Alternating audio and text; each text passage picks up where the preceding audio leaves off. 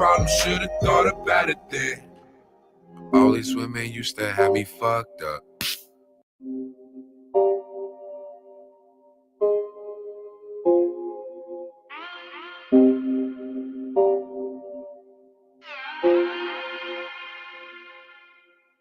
Fucked me once and then she said it's over.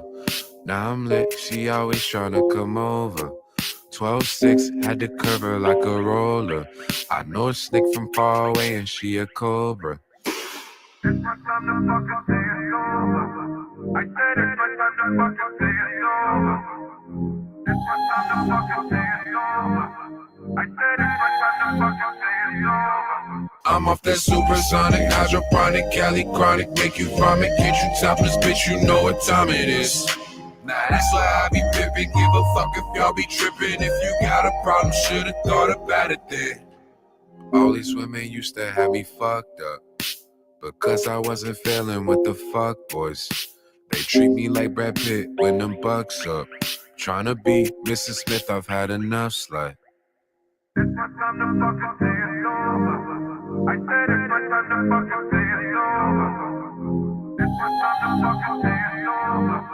I said it's my time to fucking say it's over. I'm off that supersonic, hydroponic, Cali chronic, make you vomit, get you topless, bitch, you know what time it is.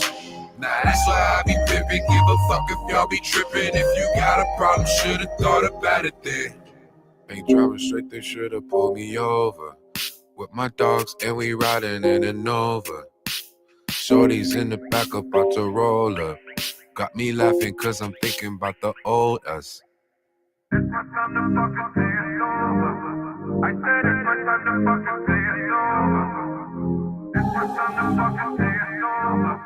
I said it's my time to fucking say it's over. I'm off that supersonic, hydroponic, Cali chronic, make you vomit, get you topless, bitch, you know what time it is.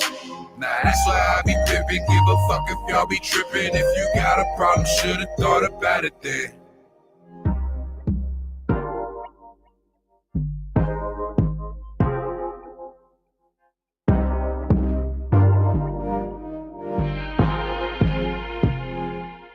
I'm off that supersonic, hydroponic, Cali chronic, make you vomit, get you topless, bitch, you know what time it is.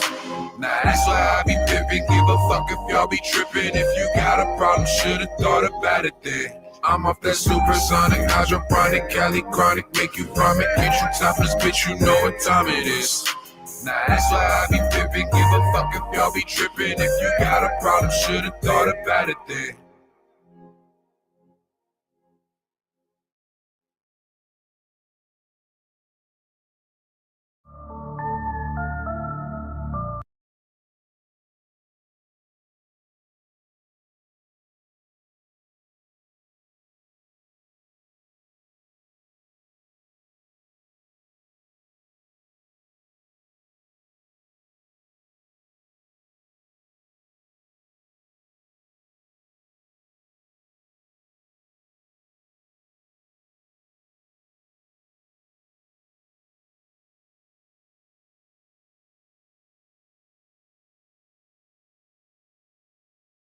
Fuck you. Our love was lost. Hey, hey. Where'd you go? Well, now we found. Oh yeah.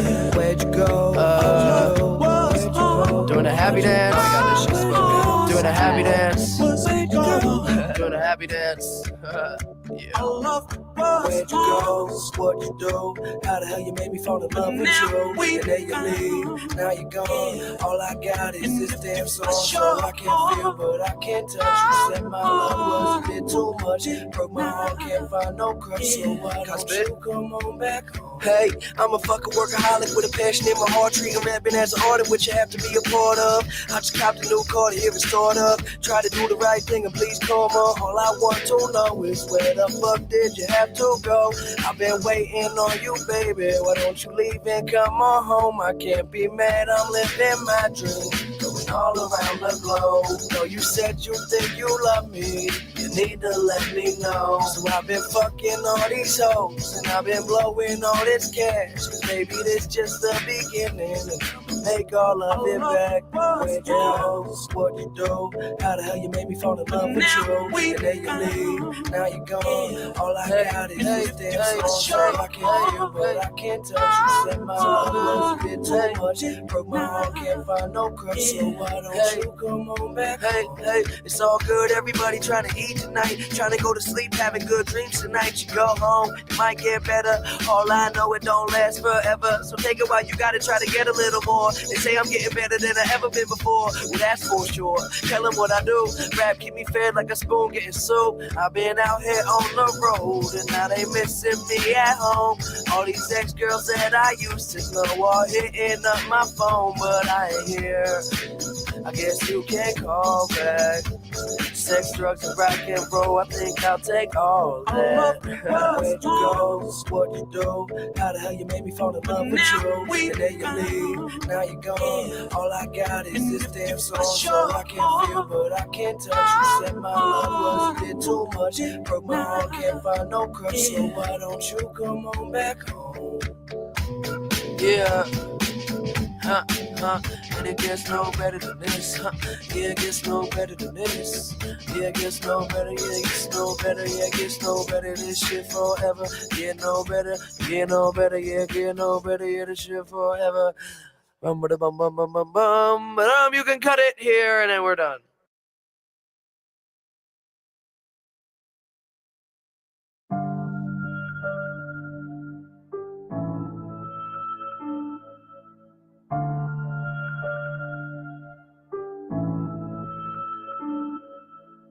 I need some time to myself. It's just a fed in my head. Swear my life been a mess.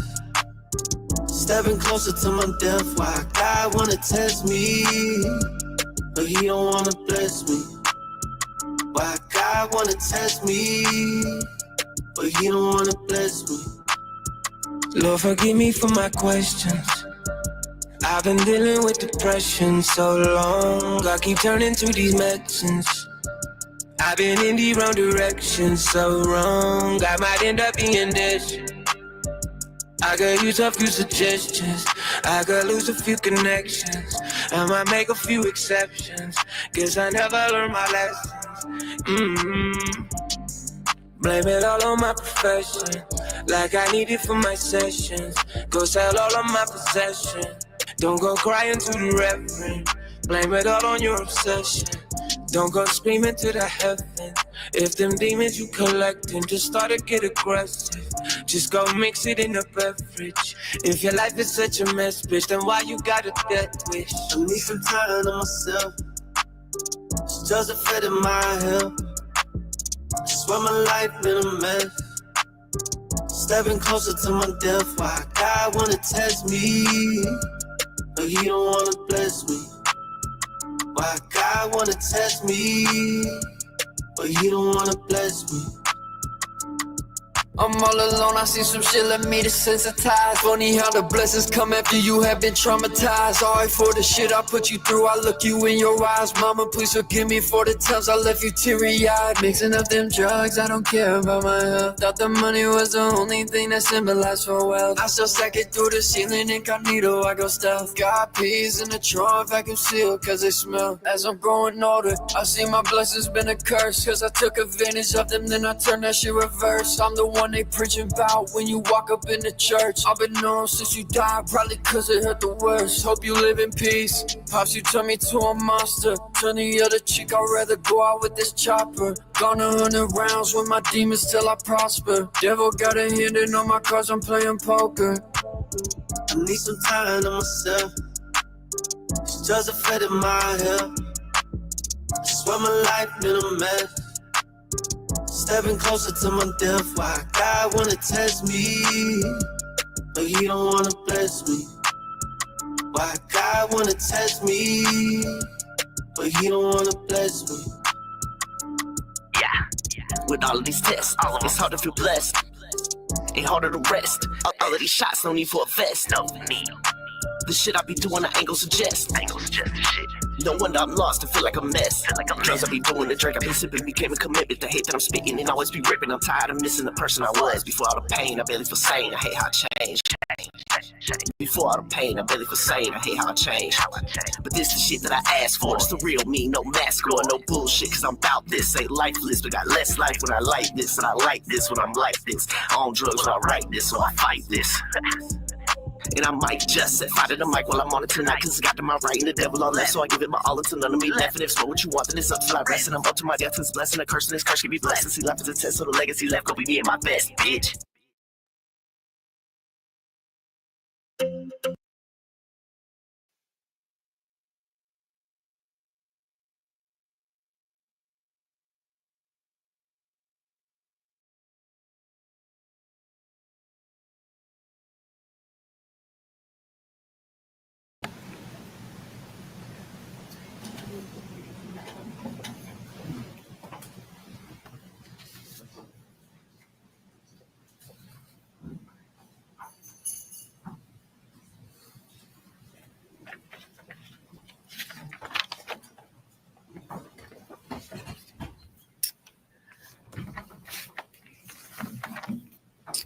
All right. We are here today for the sentencing hearing of Leilani Simon. This is SPCR 22-03364J6, the state of Georgia versus Leilani Marie Simon. Let the record reflect that counsel for both parties are present for the state, our Assistant U.S. Attorney Tim Dean, Assistant District Attorney Jenny Parker, and Detective Lemons. For the defense, present for Ms. Simon are her attorneys, Martin Hilliard and Robert Purse. Ms. Simon is seated with her attorneys. And with that, we'll turn our attention to the matter at hand. Are there any merger issues? And I believe we have relatively easy merger issues to proceed with. The felony murder counts would be vacated by operation of law, and the others will be handled with the pronouncement of sentence. So, Mr. Dean, turning to the state first, is there any evidence in aggravation? There are, I think, some merger issues with respect to some of the false statements. Let's go back to that. I emailed the court and the defense about this morning. My belief is that some of the false statements count should merge with others. That count 10 should merge factually with 9. That count 14 should merge factually with count 13. And that 17 should merge factually with 16. Is that okay? So I may not exactly be right, but out of an abundance. So they're merging all of the lie counts together. Okay, no big deal. Some caution, I would request that the court merge those 3 counts with the ones that precede them. Okay. And once again, to make sure I have those correct, you're suggesting that count 10 merge into 9. And then what was the next? That count 14 merge factually into count 13. And that count 17 merge factually into count 16.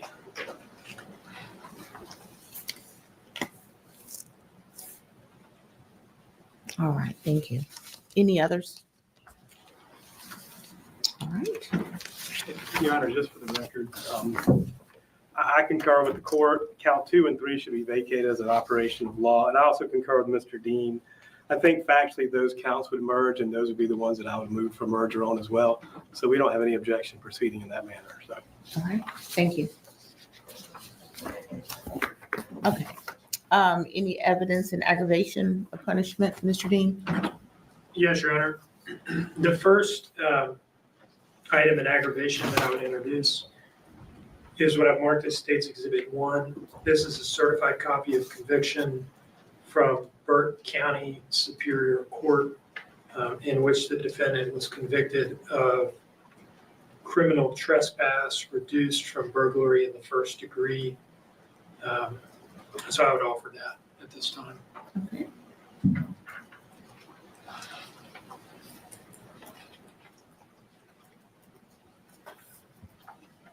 I don't think it triggers any recidivist punishment, Judge, and it's an appropriate copy, but no objection, but I don't think it does anything to trigger 1710-7. All right.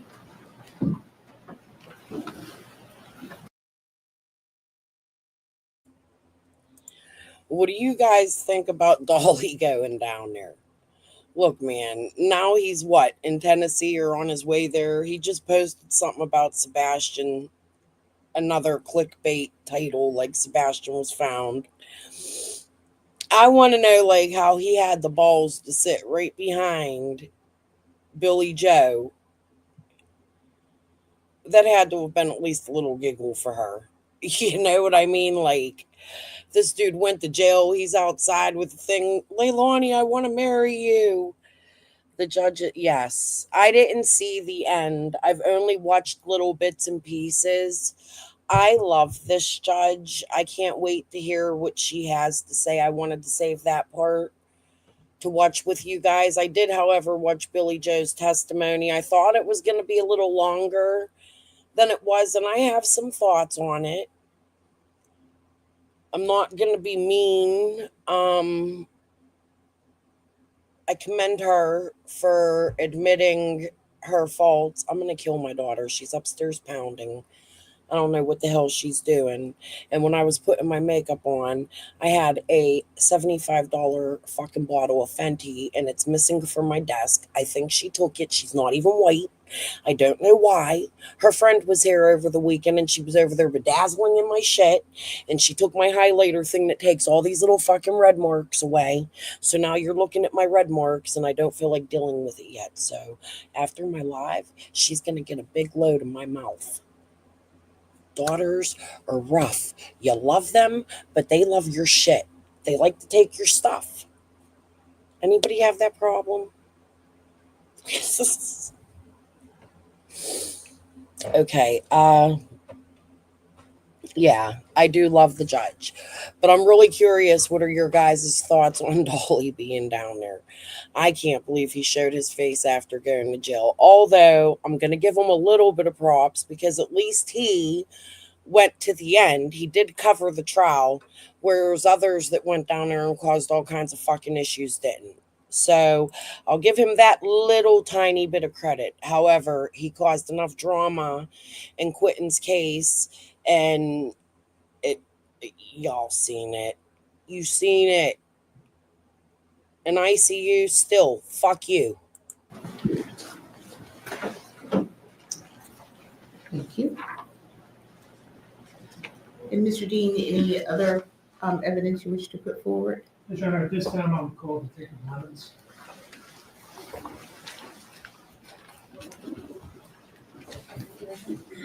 The evidence you shall give the court on the issue pending shall be the truth, the whole truth, and nothing but the truth, so help you God? Yes, ma'am. All right. Good afternoon, Detective. Good afternoon. All right. You understand that one of the most important factors the court considers in fashioning a sentence is whether and to what degree the defendant has accepted responsibility, right? Yes. I'd like to ask you some questions kind of designed to get at that, okay? First, I want to ask you about the various sources of information you've had access to during the investigation and then after the defendant was arrested that represent kind of sources of statements that she made, things that she said about the case, okay? Okay. Let's start with interviews. You interviewed her a number of times, right? Yes, I did. And there were some other law enforcement interviews that you didn't participate in, but did watch. Correct, yes. Not to interrupt this, but I always thought she would grow out of that. You know what I mean? Wait till after this live. She's getting an air beating from me. I want my shit back. I don't understand it. She ain't even white. Fuck, you gotta take my shit for. I love her though. She'll give it back. It's just gonna be a battle. Unless she gave it to her friend. She has a heart of gold. And she does that. She'll take my shit and give it to her friend. And I have an abundance of foundations. And yesterday she was going through them. I have 3 of the same one. And I was like, yeah, you could give her one. And I think she took more than just that. I'm gonna kick her ass. We're gonna go. You can't raid their rooms. Like, she's almost 20 years old. You know what I mean? But I want my shit back. A fucking bottle of Fenty was $75. I'll kick her ass. You've talked to witnesses who have talked to her. Yes. For instance, Melanie Bowling, Yes. Billy Joe Howell, the defendant's mother. Yes. You have seen the news interview that she did during the investigation. Yes, I have. And have you also monitored her communications from the jail during the time that she spent there between her arrest and the trial? I have. Does anybody know, do they release jail calls in Georgia? I would love to hear those. I'd like to go over those the way they go over Wade Wilson's calls. I really would. I would love to hear her jail calls. Okay. Listened to many of her phone calls from the jail, Yes. read emails that she sent from the jail, Yes. and read letters that she exchanged with a pen pal, right? Yes. You've also watched some video recorded, like video visits that they can do, Yes. sort of like a FaceTime type thing. Yes. Okay. So you've seen her talk a lot. I have. You've heard her talk a lot. Yes. Those various statements have included some stories about that night, right? About what happened or what might have happened. Yes, they have. Let's talk about the abduction story. Tell us about the abduction story or stories. Yeah, so that initially started on October 5th. That was the initial story that she came up with, was Quinton was abducted by Bubba. And was there a version of the abduction story at some point that involved not Bubba as the alleged kidnapper, but strangers, unknown strangers? Yes, on that first day after we had confirmation from the FBI office in Augusta that Bubba was most likely not going to be involved, she started mentioning, random vehicles that had followed her throughout the night or had stopped in front of her house, just trying to cast suspicion on those. What about Michelle McCarta, Quinton and his siblings' babysitter? Did she ever feature in any version of the abduction story offered by the defendant? I have a lot to say about the aunt that gets on the stand. I seen that portion of it. I got a reaction to it. So when we get there.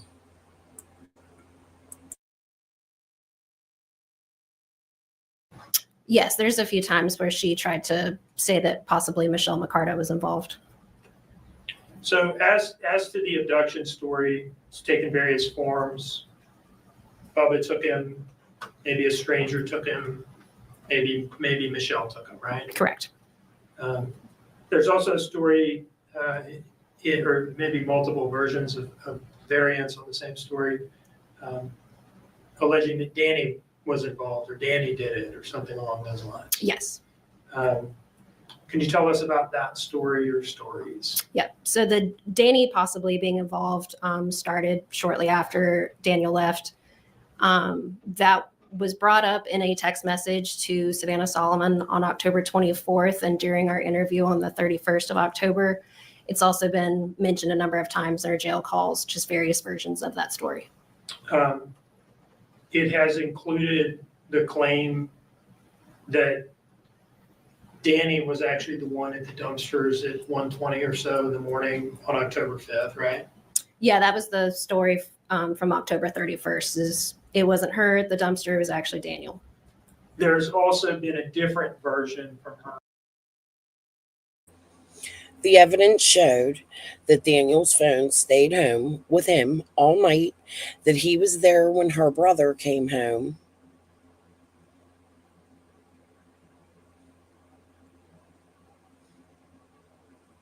Boy, Leilani's aunt, you're getting an ear beating when you come up. In which she suggests that, oh, actually, no, he threw him in some other trash receptacle on his way to work after the sun had come up. Right? Yes. And so as to Danny, two different versions of the Danny did it story, right? Yes, it is. At some point, did she try out something that I'll call the bathtub theory on you? Yes. Tell us about that. So in her final interview on November 21st, she did mention that possibly something happened to Quinton in the bathtub.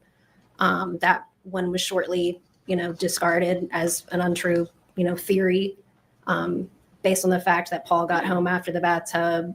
All sorts of other parties can confirm Quinton was still alive after he took a bath. All right, so I'd like to ask you a couple questions about all these different stories, things she said and things she didn't say.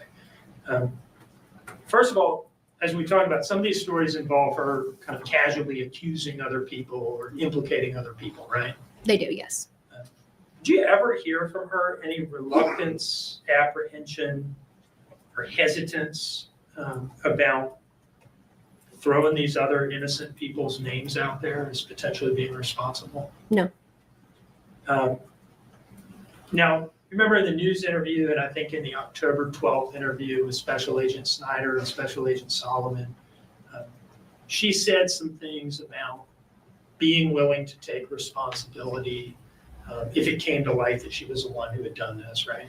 She said that, yes. In all of these statements of hers that you've listened to, the interviews, things witnesses have told you she said, jail communications and so forth, at any point, has she ever actually accepted responsibility for what she's now been convicted of? No, she hasn't. Now, she sometime relatively recently wrote a letter to a local news station, right? Yes, she did. Do you see in front of you a document marked as States Exhibit 2? Yes, I do. Is that a copy of that letter? It is. Where did that letter come from?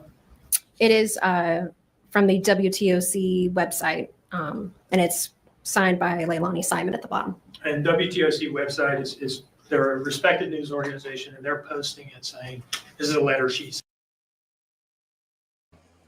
Somebody please remind me before this is over to look that up because I missed that. I didn't see the letter. And when I heard this earlier, this was a tiny little clip I heard of her testifying. I got real curious about it. I want to see this letter. Somehow I missed that news report. Sent to us. Yes. Your Honor, I would offer this into evidence as States Exhibit 2. Any objection? No objection, Judge. States Exhibit 2 is admitted. What's the date of this letter? September 2nd, 2024. So a little more than a month before trial, maybe 5 weeks before trial. Yes. Now that this has been admitted into evidence, could you just read it for us? Sure. WTOC, there is no factual evidence against me, none. As in no concrete, without a doubt evidence. All the state has is speculation based on circumstantial evidence. Nothing, however, based in fact with undeniable proof/evidence. This is what the state doesn't have. No DNA evidence, no forensic evidence, no eyewitnesses, no murder weapon, no camera/video evidence, no time of death to prove I was at home during tragedy, no cause of death, no proof of any previous abuse to Quinton or other children. I understand if you're skeptical of what I just wrote, but I assure it's the truth, it's fact. I implore you to do your own investigation into my claims to confirm The public deserves to know some of the facts of this case and not only speculation based in circumstantial evidence. I firmly believe that if the investigators weren't mainly focused on me from day one of the investigation, that they may have found the evidence they lack and therefore the actual murderer. They, in quotations, the state, are attempting to railroad me instead of admitting they have accused the wrong person for the past almost 2 years. Leilani Simon. Thank you. Now, is it fair to say that in that letter, she's kind of holding herself out as like a detached commentator upon the state of the evidence and not like, the person who was there and threw him in the dumpster and knows exactly what happened? Yeah, I would agree with that. Now, I'd like to ask you some questions about her behavior during the investigation. And, a lot of her behavior in the investigation was charged in the indictment in the form of false statements. I want to ask you about a couple of things that did not come into evidence at trial. Okay. My husband will probably kill me, but he's handsome. I think like movie star handsome, like back in the day. Could you I could imagine him playing in like a Dick Tracy movie or something, I don't know. Sorry, Earl, you're more handsome. I love you. The first is something that occurred on October 5th, right? That's day one. Yes. That is when the defendant, Paul Simon and Daniel Youngkin, were at the Chatham County Police Department for a fairly long period of time for a series of interviews, right? Yes. Was there, and that was at a time very early on where she's representing to the police that Quinton has been abducted and she doesn't know whether he's safe or not, dead or alive, right? Yes. Was there a point where she was captured on camera asking Paul whether he had any weed to smoke when they left there? Yes, there was. Can you tell us a little bit about that? So after everyone's individual interviews were concluded, my team was trying to arrange transport to get them back home. We had all three of them in the interview room together. During that time, Leilani asked Paul if he has marijuana at the house. You know what's crazy about that? Maybe it's because Billy Joe was absent. And when the older child went to jail, Leilani was little and she doesn't remember. But coming from a family that already had something like this happen, she should know that everything in them interview rooms are recorded. Like, hey, Paul, you got any weed? At least wait till you get to the car, you dummy. Dumbasses. Now, moving forward from that, another incident that wasn't introduced into evidence at trial, the stingrays. I hope something yummy, Pam. Okay. Okay. That was on October 18th, right? Yes, it was. And that is the day that the Chatham County Police Department announced that they believed Quinton to be dead, be located in the landfill, right? Yes, it was. Can you tell us about the stingrays incident? First of all, let me ask you this. Have you reviewed video footage from stingrays depicting the defendant and her activities there? Yes. And did you interview or talk to her waiter that day, a young man by the name of Zach? Yes, I have. Okay. Just kind of give us the broad contours of what happened at Stingrays based on that review. Yeah. So like you said, November 18th is when our social media liaison announced to the public that we were looking for Quinton in the landfill. November 18th. October 18th. Okay. Yeah, excuse me. And on that day, my team received notice that Leilani and her family had gone out to Stingrays, which is a bar restaurant on Tybee, and that they were out there partying. I interviewed Zach Anderson, who was their waiter at the time, and he told us about, her behavior out there, how she was flirtatious. Everyone was drinking, cheersing, and seeming to have a very good time. And the rumor was Billy Joe was just as flirtatious. Now, doesn't this woman have a husband? And it was nice to see a sober Thomas on the stand today. I watched a little bit of a lot of this, but I didn't watch it all.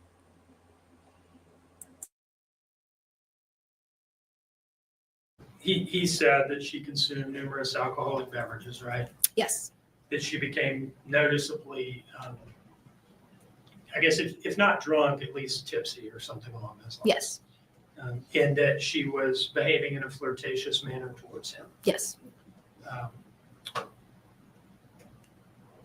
In her November 21 interview, the final interview on the day of her arrest, you brought up the Stingrays incident, right? Yes, I did. And that was in the context of explaining to her that from your perspective, she had not behaved in a way that comported with what she was saying happened, that she was a victim of an abduction, right? Yes. And did she tell you a lie in that interview about what had happened at Stingrays? Yes, she did. And what was that? That she was not consuming alcohol that night. Okay. Is it fair to say that we did not charge all of the lies that she told you as false statements in this indictment? We did not.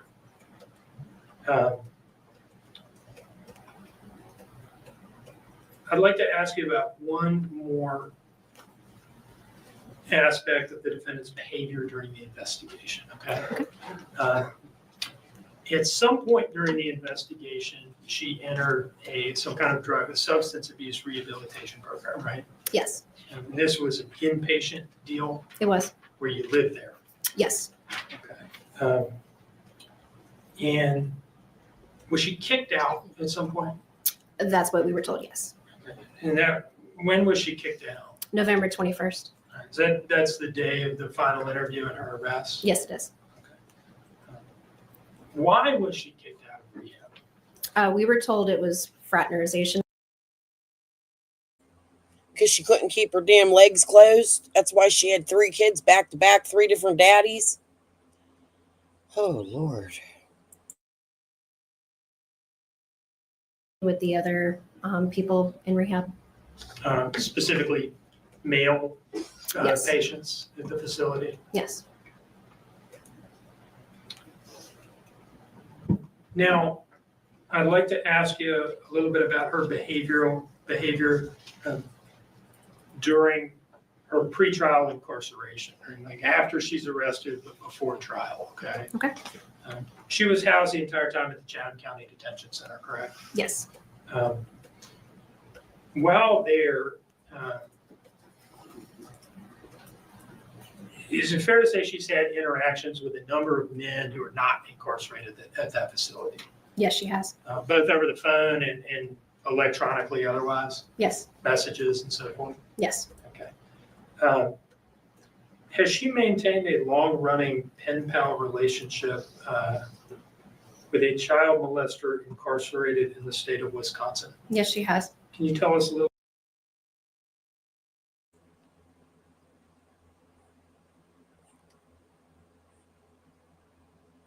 What? What?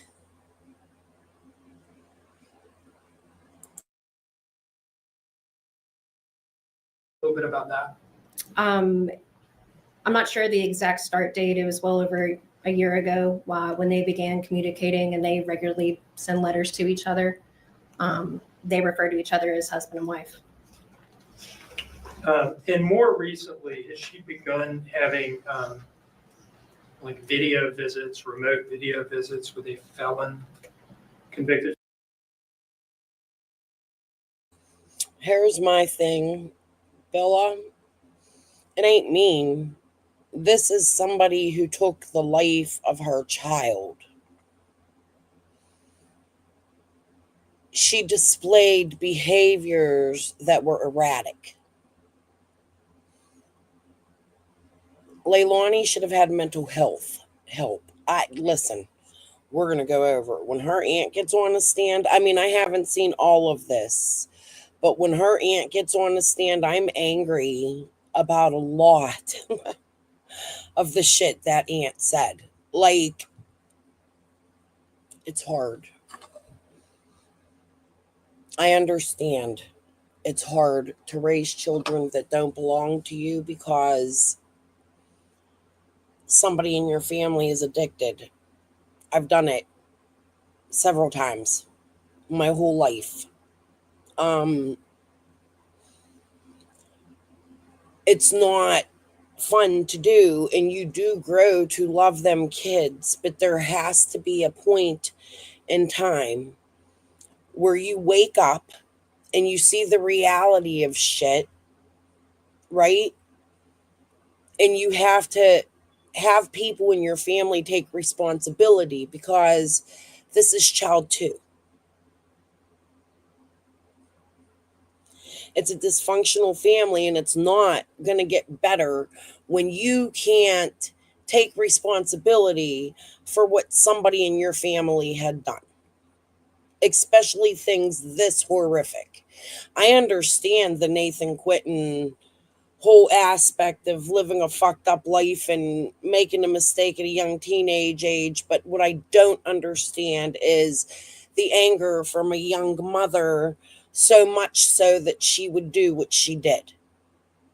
There's no apologizing for being mean, in my opinion, about Leilani. However, her actions are not completely her family's fault. Billy Joe needs to take responsibility for that too. And if that aunt felt that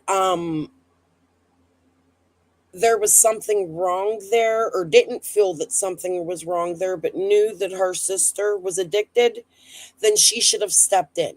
If she knew Billy Joe was leaving them children there with Leilani alone, and Leilani was not supposed to have them children, then she should have taken them.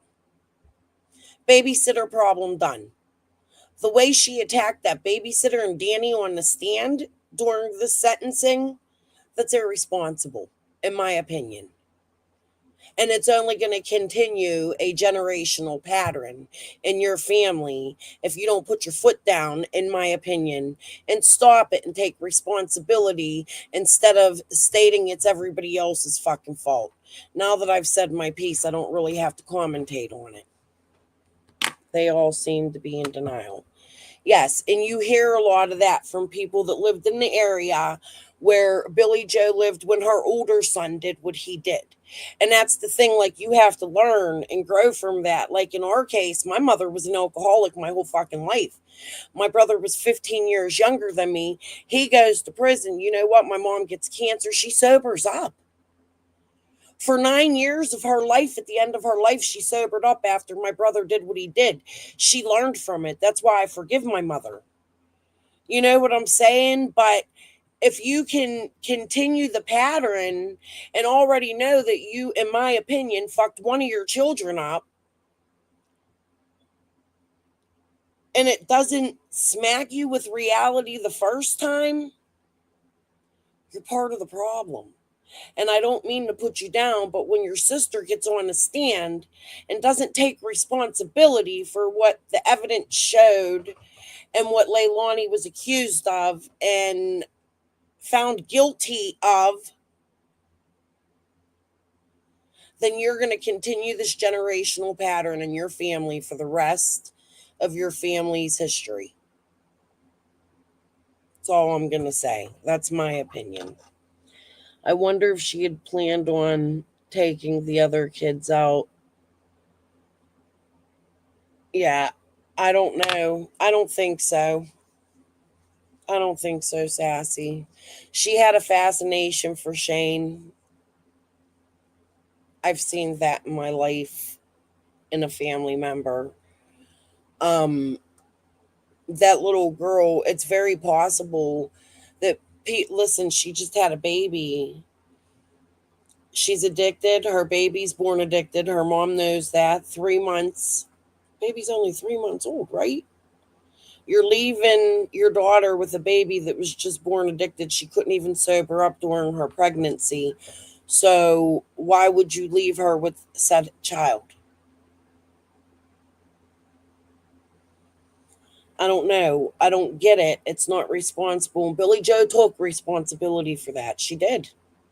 I appreciate what Billy Joe did today. I think it was commendable, but I could still see that she's in pain. And I think that a lot of therapy would help her. In my opinion, I don't want to be rude, but it's my opinion and I'm speculating. She still looked like she's using. The signs were there. That's not going to help Paul. Billy Joe, you said on the stand that you want to see your grandbabies. You want to be a part of their life. You can't do that when you are the way you are. And I'm not saying that to be mean, but you got to sober up. Finally, learn from this. I'm not saying you're a bad person. I don't think you meant bad. I think your job was amazing, and I don't think that it was your responsibility to raise your grandbabies. But when you signed a paper stating you were going to take responsibility for them grandbabies, they were your responsibility. You got a break not being charged, in my opinion. Get your shit together. It's sad, but I'm happy that you're going to be there for Leilani because, in all honesty, at the end of all this, it's sad. Because you're right. That's what Leilani was taught.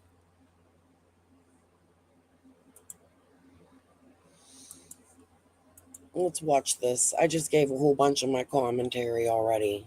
It's hard to hold it in. A felon from the Boston area, a man. Yes. Can you tell us a little bit about that, please? That's one of the more recent ones. He's an individual that reached out to her saying that he wanted to be friends with her and gives her money on her books, and they have started video visitation.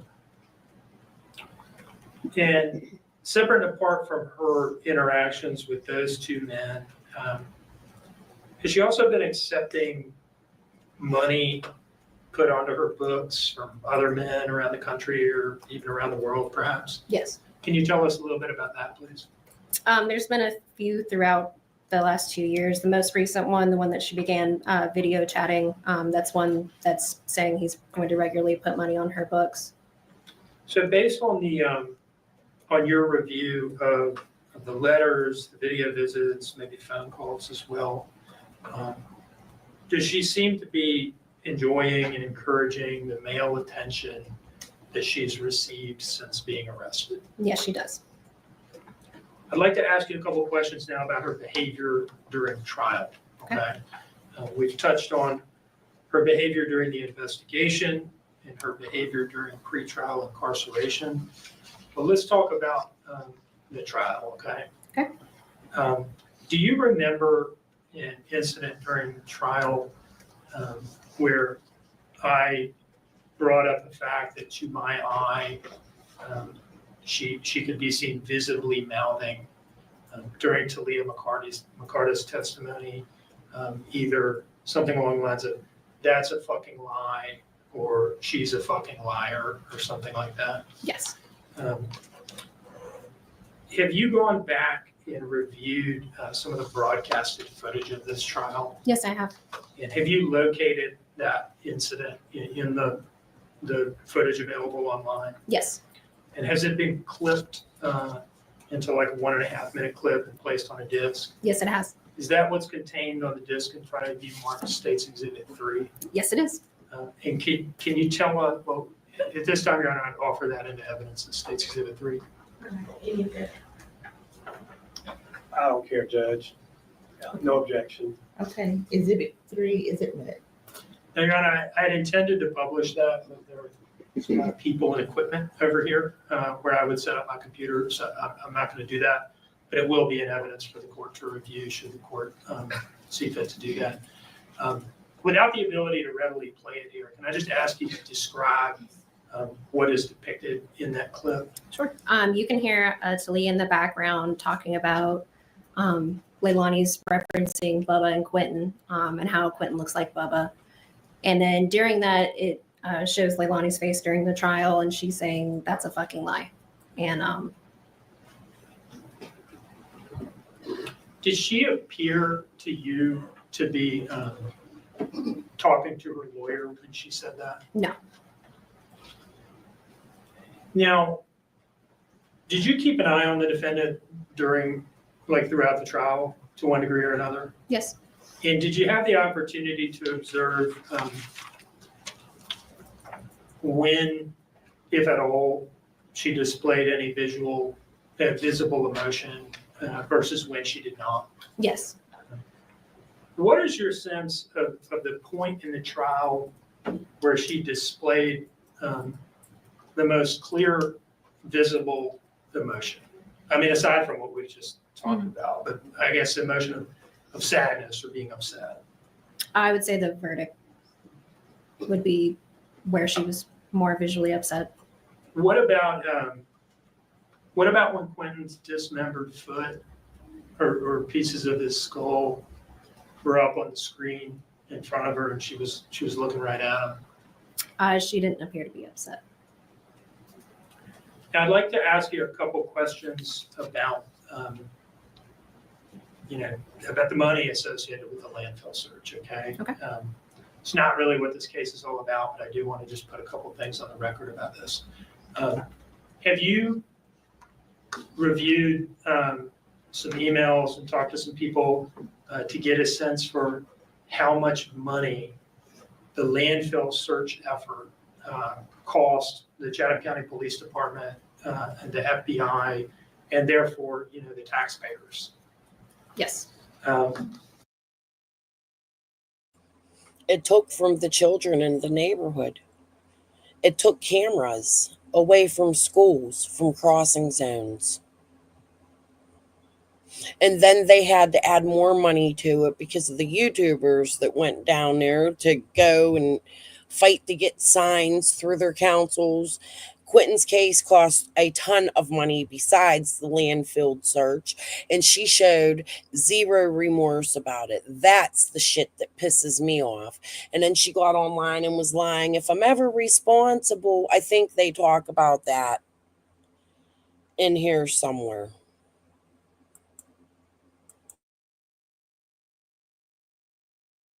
That includes, those expenses include things like travel and lodging for some of the FBI agents who came in from out of town to participate, right? Yes. Equipment, boots, Tyvek suits, all that kind of stuff. Yes, it does. Heavy equipment rentals, Yes. excavators and things like that. Yes. And is it fair to say that also overtime pay, right? There's a lot of overtime pay for people. Yes. Is it fair to say that the cost of the landfill search appears to far exceed, I'll say, $500,000? Yes, it does. Now, I'd like to ask you a couple questions about the impact of Quentin's murder on the community. She smirked. She fucking smirked. You know what I'd like to do to that smirk? She smirked.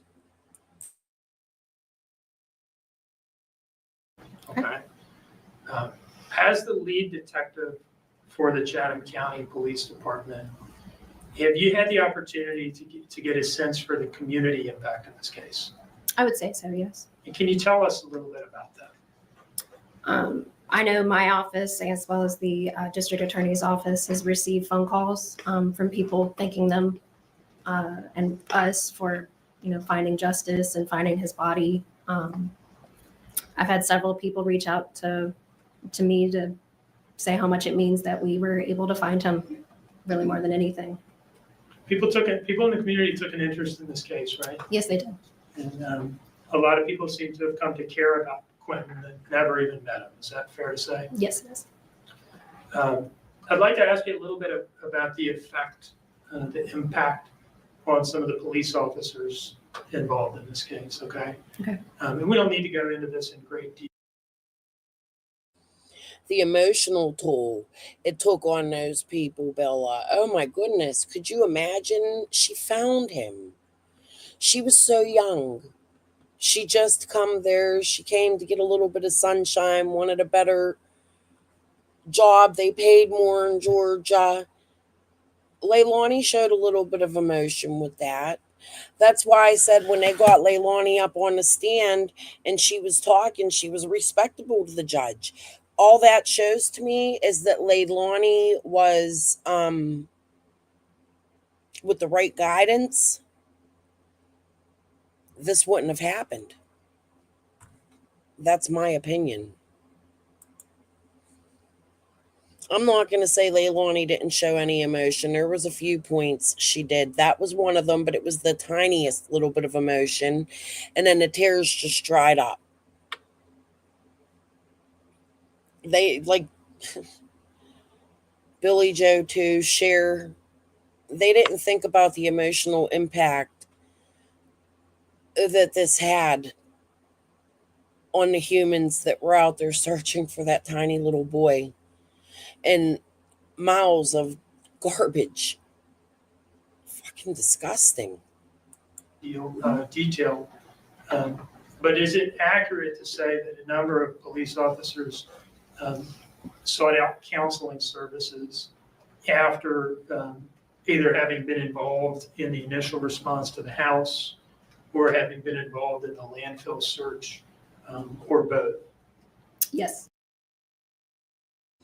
And not even just that. Think about that older black guy cop that was sitting out there and he was trying to like control the crowd. And he's like, y'all are abusing me. I'm just out here trying to keep the peace. He was letting them do their thing and they were attacking him. We'll go over that again. I still haven't clipped this stuff I wanted to clip. We'll get there eventually.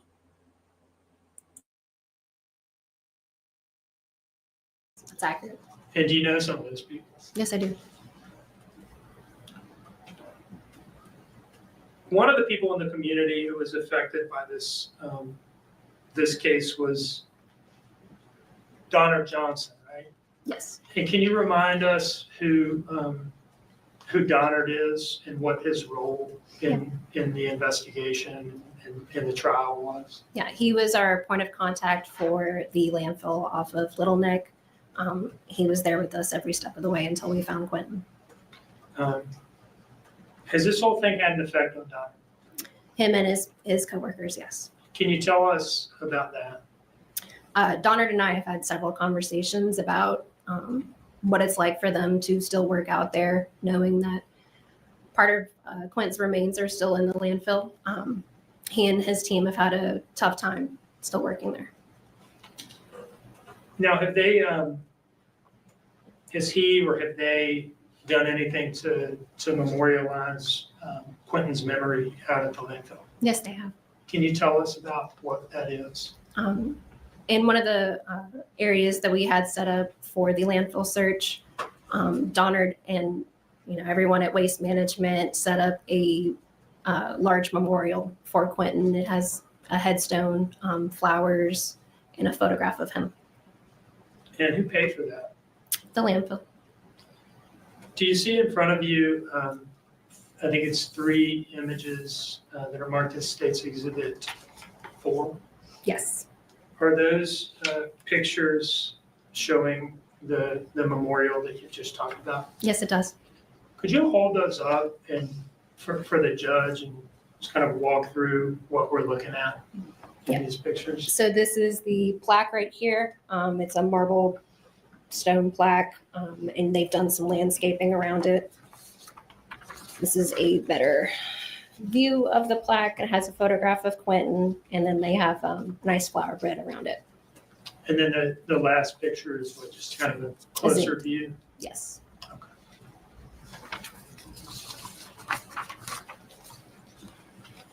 One moment, please.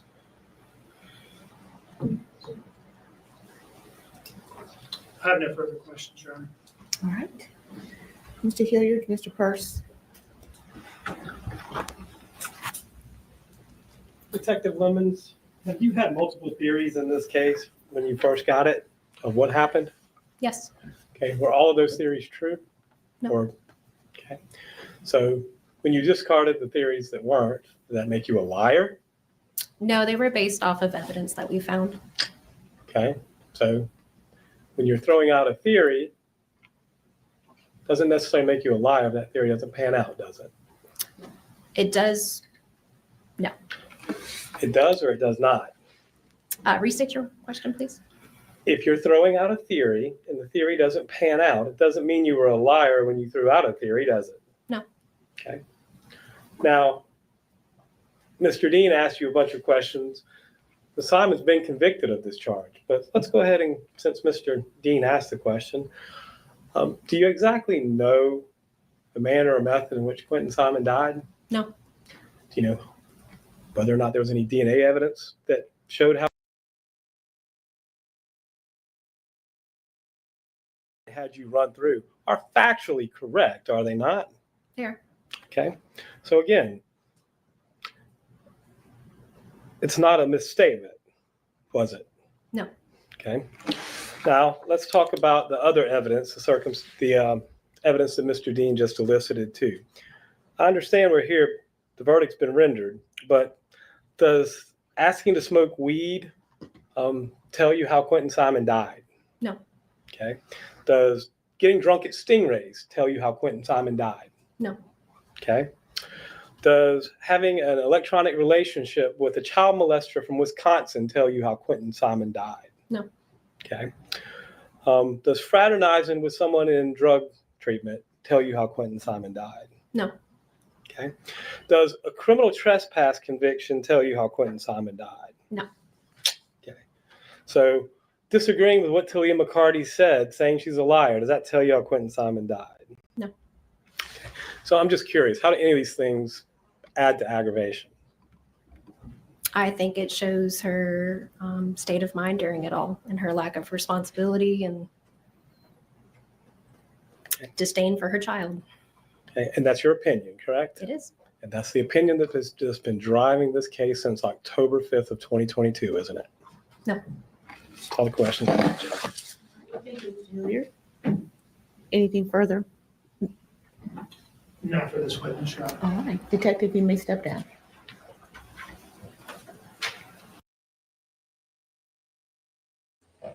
Thank you for all of your hard work, Detective. Thank you for your dedication. Thank you for all the time and effort you put in, and thank you for finding Quinton.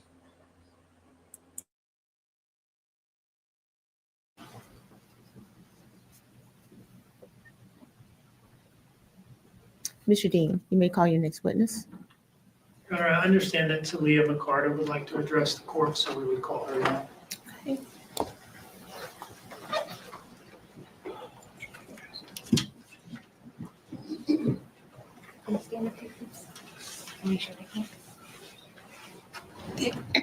The evidence you shall give the court on the issue pending shall be the truth, the whole truth, and nothing but the truth, so help you God. Yes, ma'am.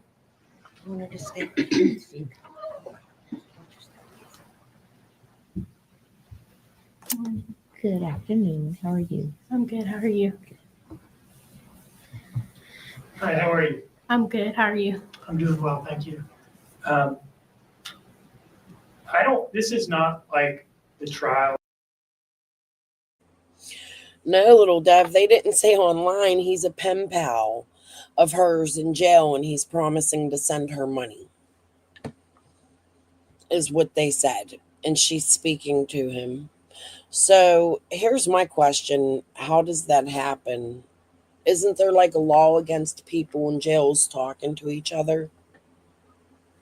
I'm confused by that, but ooh, yuck, gross. Again, shows her character and zero remorse. In the sense that I don't have a bunch of questions prepared for you at this point, okay? Yes, sir. This is your opportunity to tell the judge what Quinton meant to you and how this has all impacted you. And I suppose your family more generally. So have you thought about what you would like to say to the judge about Quinton? Quentin was like a little brother to me. Quentin meant a lot. Just seeing him smile every day, waking up next to him, he would stay at the house a lot. Missing him every day, not waking up to see Quentin, not being able to go get Quentin no more. It's a lot. My family loved him a lot. I missed him walking around the house with cheese in his hand saying bubbles. I miss him just lighting up the room. I miss looking at his little bow legs just run across the kitchen. So he gets justice. Let me ask you this. This is not something that we've talked about before, but it does occur to me to ask you the question. If Leilani had just come to you and your family and said, She doesn't. look, I can't. Look at her. No emotion. She doesn't care who her actions hurt. Like, these are children too, Leilani. They may be older children, but they're children too. You may not have liked them after, but you and your family had zero issue allowing them people to babysit your children. They were fine when you were able to use them for the little bit of money that y'all paid them. The Billy Joe took credit for paying, when in reality, she didn't pay it. It came out in trial that they were taking it out of Danny's paycheck for 2 children that weren't even his. She just started asking for payment for Sky, and you just had Sky. You people have no clue the effects that you placed on people's lives that fell in love with them children and helped to the best of their ability to care for them, while also bringing those people down and putting those people in situations. Man, y'all are fucked up. That's my opinion. You're fucked up. Handle all 3 of these children. Will you take this one? What do you think your mom would have said to that? My mom would have took Quentin in a heartbeat. There would have been no hesitation. Quentin, it was like he was blood to us. It was a connection with Quentin. It was a connection with all the kids. But Quentin, my mom would have never said no or nothing. She would have just took him in a heartbeat. She could have. One moment, please. Okay. Is there anything else you'd like to say? No, sir. Thank you very much. Let me step down. Well, just a moment. Ms. I Talia? don't have any questions. Okay. All right, Mr. Dean, you may call your next witness. Thank you, Ms. Talia, for loving Quentin, for testifying for him during the trial, for showing your face during the sentencing, for coming out here and saying how you feel and letting the world know that you cared for Quentin. I appreciate your testimony.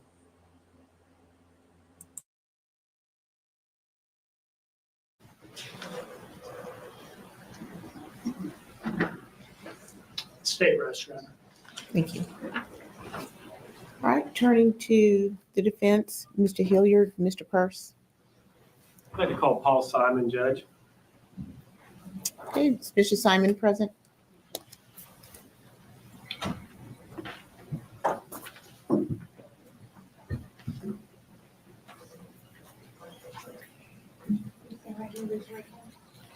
The evidence you shall give the court on the issue pending shall be the truth, the whole truth, and nothing but the truth, so help you God. So help me God. Have a seat, please.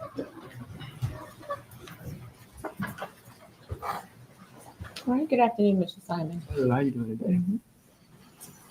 Mr. Simon, you understand why we're here, correct? Yeah. And I've asked you to come forward and speak in mitigation about your sister Leilani. Okay. We're not here to argue with the verdict. The verdict's been rendered, but we are here to try and. So I watched Paul. You see a lot of emotion coming from Leilani here. You could tell she loved him. And I told you guys that when we were watching the trial that, and you're going to hear that from the aunt, that these two were very close. And this is probably breaking both of them because they're two children that were thrown into living with another family member, young, very close in age and very close. You hear them stating here that he's diagnosed autistic. I said that when we were watching the trial, that's what I thought was going on there. And that Lisa had, Danny's mom had told me Danny cared very much for Paul and he didn't want attacks on Paul. Paul and Leilani were close and Paul's hurting. And I think that Paul was a little more poised during the sentencing, and I think he did what a big brother or a little brother, I don't know, I think he might be a little younger, should do for his sister. Do I think that Leilani deserves it? No, but family's family, and you can't help the way you feel. And I appreciate Paul's testimony today. And I ask people still don't attack him because that's not what other people want. And them kids deserved better. That's my opinion. Basically tell the court about Leilani. And so you've asked to speak. Mm-hmm. And is there anything you'd like to tell the court before the court imposes a sentence, Paul? So growing up, Leilani is my closest sibling. Growing up, she was always there for me whenever I needed her. Whenever I needed advice about anything, didn't matter what it was, she would always give it to me to the best of her ability. So, I mean, I love her. She's my sister. You know, I love Quinton. That's my nephew. You know, I love him just like he was my own blood. But at the end of the day, I'm not going to sit here and live in the past when all I have is days ahead of me. And I'm going to keep moving forward. Okay. And with Leilani, whenever you lived in the house when this was going on, correct? How was she with the children at that point in time? She was always pretty fair to them. I never saw her hit them. She would yell at them. But, I mean, everybody gets frustrated. So, right. I never really saw her hit them. You know, when Quinton and Zane and Sky, when they were all outside, she was out there watching them, making sure that none of them got too close to the pool. At a certain point, Zane would finally put his feet into the pool without throwing a tantrum, you know. So I never saw no abuse, never saw no bruises, besides from, like, you know, maybe Quinton running through the house and falling. I mean, can't help that. He was bow-legged. I mean, he can barely walk as it was. You were close to Quinton, weren't you? I was. He would come up to me and put his arms over my legs, and I just sit there and bounce him. 20, 30 minutes later, it's still going. You know, he'd wear me out. He'd beat me up. Well, that being said, do you have an eye towards what you think the court should do with Leilani? I mean, the court's limited to either life with or without parole. And what are you here asking the court to do with Leilani's sentence? In my opinion, she needs to spend time in prison, but at the same time, she's still extremely young. And regardless of how it looks, at the end of the day, she's still my sister. And I feel like even though she was convicted of what she was convicted of, she still deserves a chance, even if it's later in her life, to have an opportunity to. I get loving your sister and sticking up for her. However, the public's allowed to have their own thing, but I'll tell you who was young, was Quinton, to have a chance at life and to grow up and get girlfriends and be married and have children and die at an old age of natural causes. So I agree, Mr. Simon. But I appreciate your heart.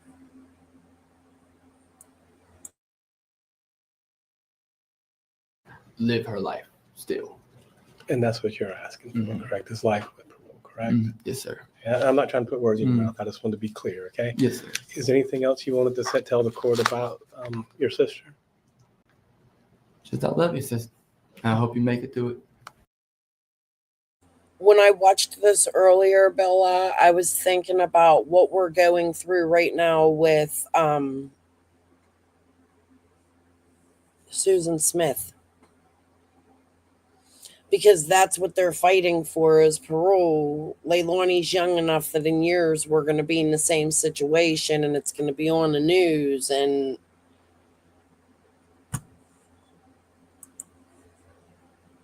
I don't know what the sentence was yet, guys, so don't tell me. And Mr. Dean might have some questions for you, Paul, okay?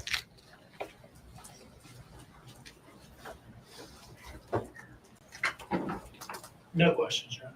All right, thank you. Mr. Simon, you may step down.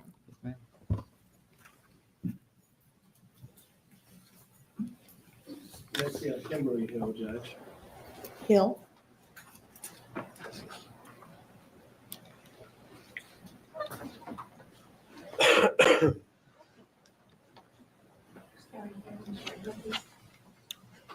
The evidence you shall give the court on the issue pending shall be the truth, the whole truth, and nothing but the truth, so help you God. Yes, ma'am.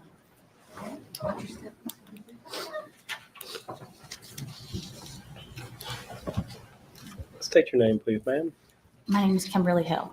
Okay, and Ms. Hill, how do you know Ms. Leilani Simon?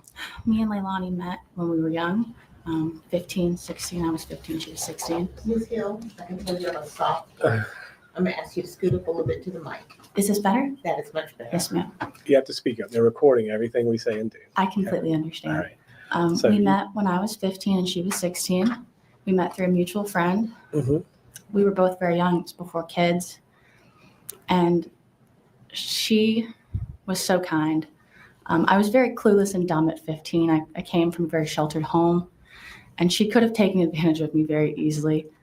But she didn't. Instead, she showed me everything. I mean, she showed me all around Savannah. She showed me how to act and how to talk in a setting that it was very awkward as a kid. She really helped me through all of that. And she was very kind to me. Like I said, she had the opportunity to take advantage of me, and she didn't.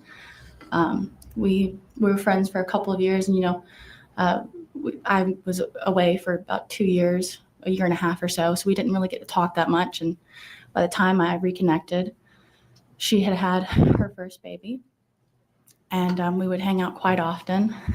She was always concerned about him. Always, every time I saw her, whether it was the first child or after the second child, it was always, I'm going to be better. I'm going to do better. I'm doing better. I'm working towards something better. She always made an effort, and you could tell that she cared, even if she made the wrong decisions. And you understand why we're here today, correct? Yes, sir. Okay. And what's your most recent interaction with Ms. Simon? About 6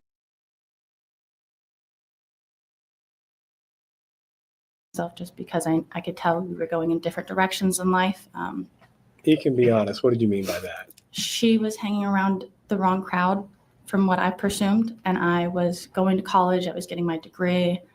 I was working in a very professional setting, and I just didn't have time to go all the way out. It was very far where I was living. I was in Savannah. I can't remember where it was, but it was about an hour and a half near Waynesboro. It was pretty far. So it was just very difficult to see her, and I also didn't want to get caught up in anything just in case. I wasn't. Susan Smith was the first case that I got to see when having my child, my first child. You guys know I've spoken about it. I wasn't prepared for my oldest son. I was young. I come from a fucked up family. I didn't have the means to support him, and me and Dad just couldn't get along, and Gavel and all of them, they doxed my kid that I didn't raise, So everybody knows about my son. He gives me permission to talk about it now. He's been reached out to and all kinds of crazy shit. But she was part of the reason I let my son's father raise him, because I remember feeling like I can never afford this kid. It was the sadness of what she did to her kids. It was the first case. My son was born in 1995. So it was like all the same time.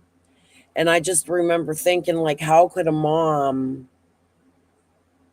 just watch their babies roll into water? And I'm just happy she didn't get out. And I hope she doesn't in 2 years. I don't think 35 years was long enough. Not at all. And I don't want to, yeah, it did, Bella. I don't want to see that with Leilani. I don't know what the sentence was, so. Aware of anything, but I didn't want to be aware of anything if there was. And that was probably, if not correct, 2021, early Yeah, 2022. like late 2020, early 2021 is probably around the last time that we had hung out. All right. Have you reconnected with her since then, since this all transpired, or no? No, sir. So basically, your experience was as teenagers for the most part. From 15 to 2021. Okay. So for about 5 years. Yes, sir. Just trying to nail it down. Of course.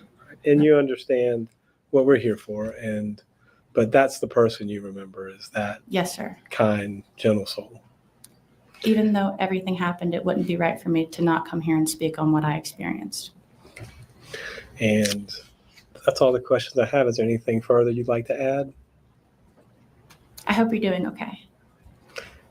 And Mr. D might have some questions for you. Okay. Thank you. Just give me 1 second.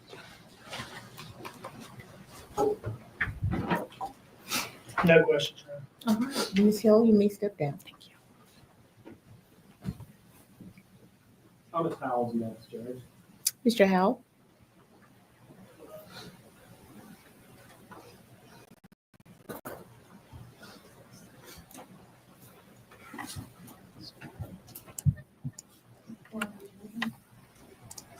The evidence you shall give the court on the issue pending shall be the truth, the whole truth, and nothing but the truth, so help you God? Yes.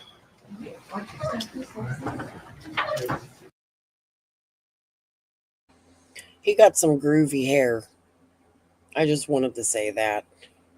It looks like he dyed it. He was all gray. Remember on the news? He got some groovy hair. He died.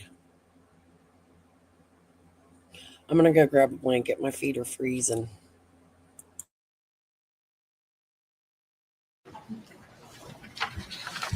Good afternoon, Judge. State your name, please, sir. Thomas Howell. Okay. Mr. Howell, how are you related to Miss I am Leilani's stepfather. Okay. And how long have you been her stepfather? Well, about going on 12 years. So not like 2 years ago, No, or 3 sir. years ago. So it's been a while. Yes, sir. All right. So you helped raise her, right? So, yes. Okay. And you're married to Billy Joe, just to be clear, correct? Yes, sir. Okay. And Danny and Leilani and Quinton and Zane and Sky were all living with y'all in October of 2022, correct? Yes, sir. Okay. And at that point in time, either you and Billy Joe were working or you were at home, right? Yes, sir. And just to be clear, how long would y'all be gone when you're out working? Well, at that time, I was working in Anderson, South Carolina. And so some weekends I'd have to work weekends. So I just stayed there the whole week. The other weekends, when I did only work, we work usually our standard hours is 4 10s. So I'd come home on the weekends and then go back Monday morning. So it's normally like 4 on, 3 off. Yes, sir. Okay. And then that's what I was trying to get to. So you'd be gone for 4 days and back for 3 days. Yes, sir. Monday through Thursday. I'd come back Thursday night. Right. So, and you understand we're here for sentencing today, correct? Yes, sir. And you also understand the sentencing is limited. I mean, it's either going to be life with parole or life without parole, correct? Yes, sir. And I'm asking you to tell the court what you'd like to tell the court about Leilani in fashioning that sentence. Well, Leilani was very smart. In school, she could pretty much take a test and not study for it and pass it. I mean, that's how smart she was. And like I say, when you're not on drugs, you're a total different person. And Leilani just got into drugs, and it just, I guess you could say, made it somebody different. And pretty much all I'm asking is that she have a chance one day to come out in the world and I understand, but nobody knows what happened to that youngin'. Nothing's been proven what happened to him. And I just would ask for one day she'd be able to walk amongst us. I probably won't be here. I'm up in age, but that she'd at least be given one more chance in life instead of just putting her away and throwing away the key. Anything further you want to add, Mr. Howell? No, sir. Mr. Dean might have some questions for you. All right. Okay. Sir, I have no questions for you. All right. You may sit down, Mr. Hill. Thank you. Next is Jackie Madden, Judge. Jackie Madden.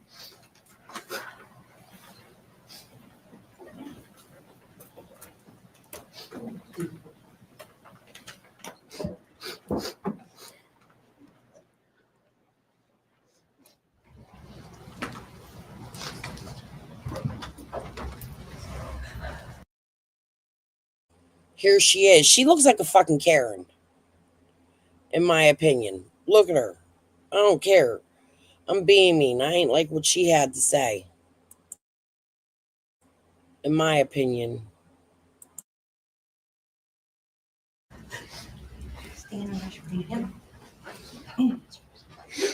The evidence you shall give the court on the issue pending shall be the truth, the whole truth, and nothing but the truth, so help you God. Yes.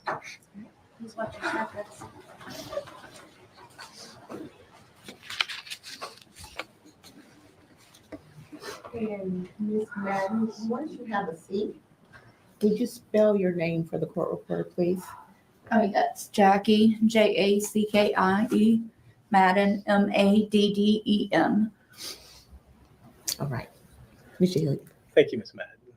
How do you know Ms. Simon, Ms. Madden? Biologically, I'm her aunt, but I raised her about half of her life and love her like she's my own daughter. And what years did you raise her? Look, I'm not going to look at the chat. I want to leave my mic on, and I want to just be able to pause and talk. Like I said, I understand and wants love in raising your nieces and nephews. I get that. I feel sorrow for you. From 2002, gosh, till she was about 9, and then she went to live with her mom, and then again when she was 11. Until about when? That was a little better than a year, and then she went back to stay with her mom. And during that time frame, tell me what you remember about her. Oh gosh.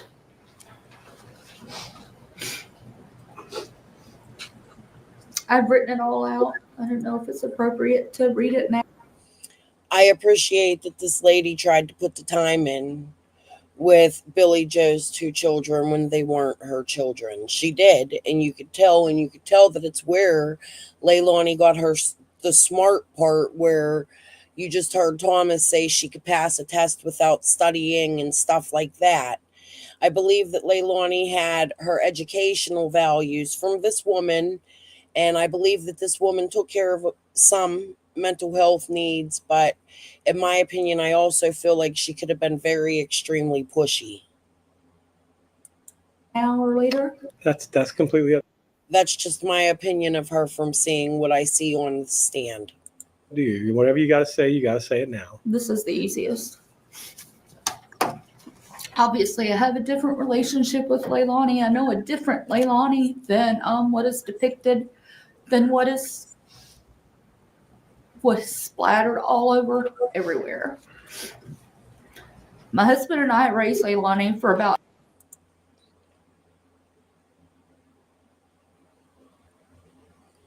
it's not splattered everywhere. It's court documented in a court of law. And the crime she committed is horrific.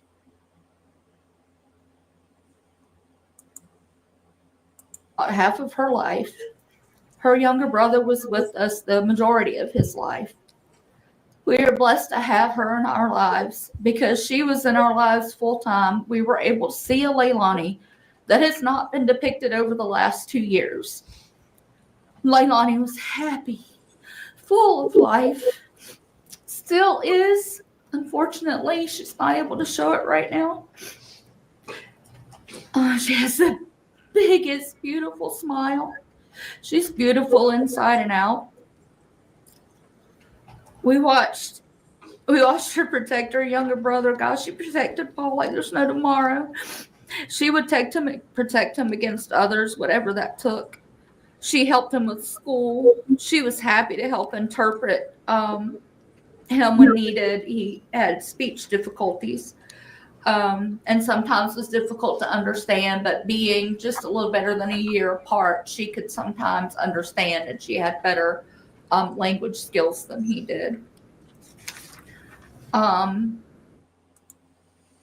see, my brother was smart, but my sister and my brother were like a year apart, and they had a very similar relationship. However, my sister's really got her shit together. She's owns grooming shops, and she's good, you know, but I could see if she didn't have some sort of role models in her life and had kids young, which she didn't. She did good, but like I could see how something like this could happen in a family, and it's sad. And that's what I meant earlier when I said Paul. It seems as though Paul and Leilani were extremely close, and they were all each other had.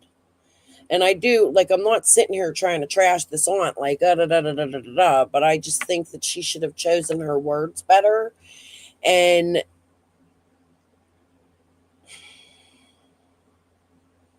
set an example for Paul, because I think, no, there's another one. There's that one older one, and then Billy Joe got, like, a shit ton of stepkids. She did very well in school. She attended a Montessori school for her younger elementary school years, which requires independent learning, responsibility for a student's coursework.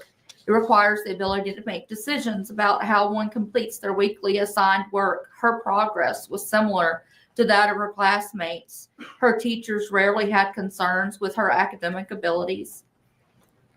As a teenager in middle school, she experienced bullying. Although this was concerning, she still excelled.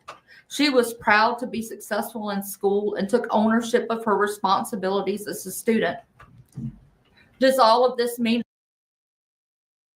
Like, to me, this is too scripted. This is the person in the family that pushed mental health, in my opinion. I have some of those. My ex-mother-in-law's like that. You know what I mean? Which is a good thing. You should get your kids mental health, but you don't let mental health take over your family. You know what I mean? Like, when you do that, you get situations like that. What's that YouTuber's name that had the kids? They locked the kids in that big house. Ruby something, I can't think right now. This lady,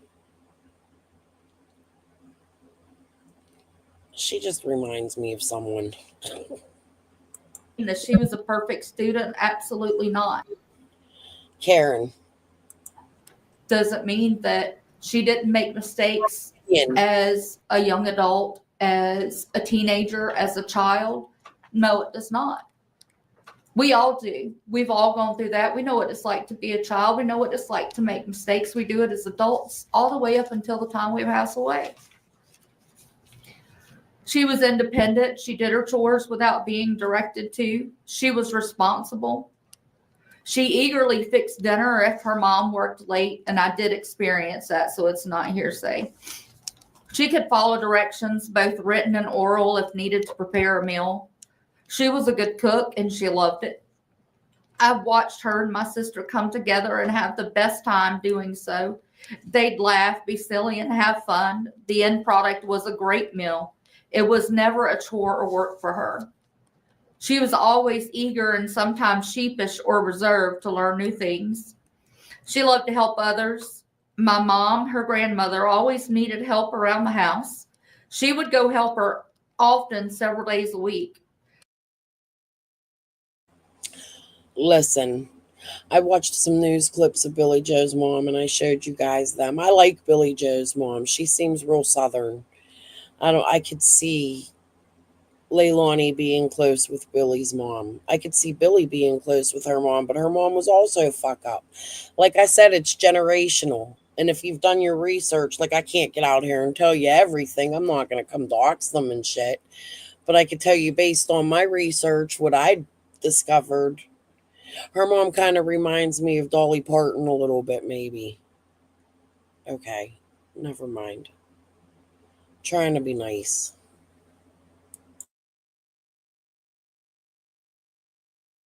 Speaking of which, by the way, I slept so late. If anybody's up and wants to talk about summer afterwards, let me know. I'll fire up another live.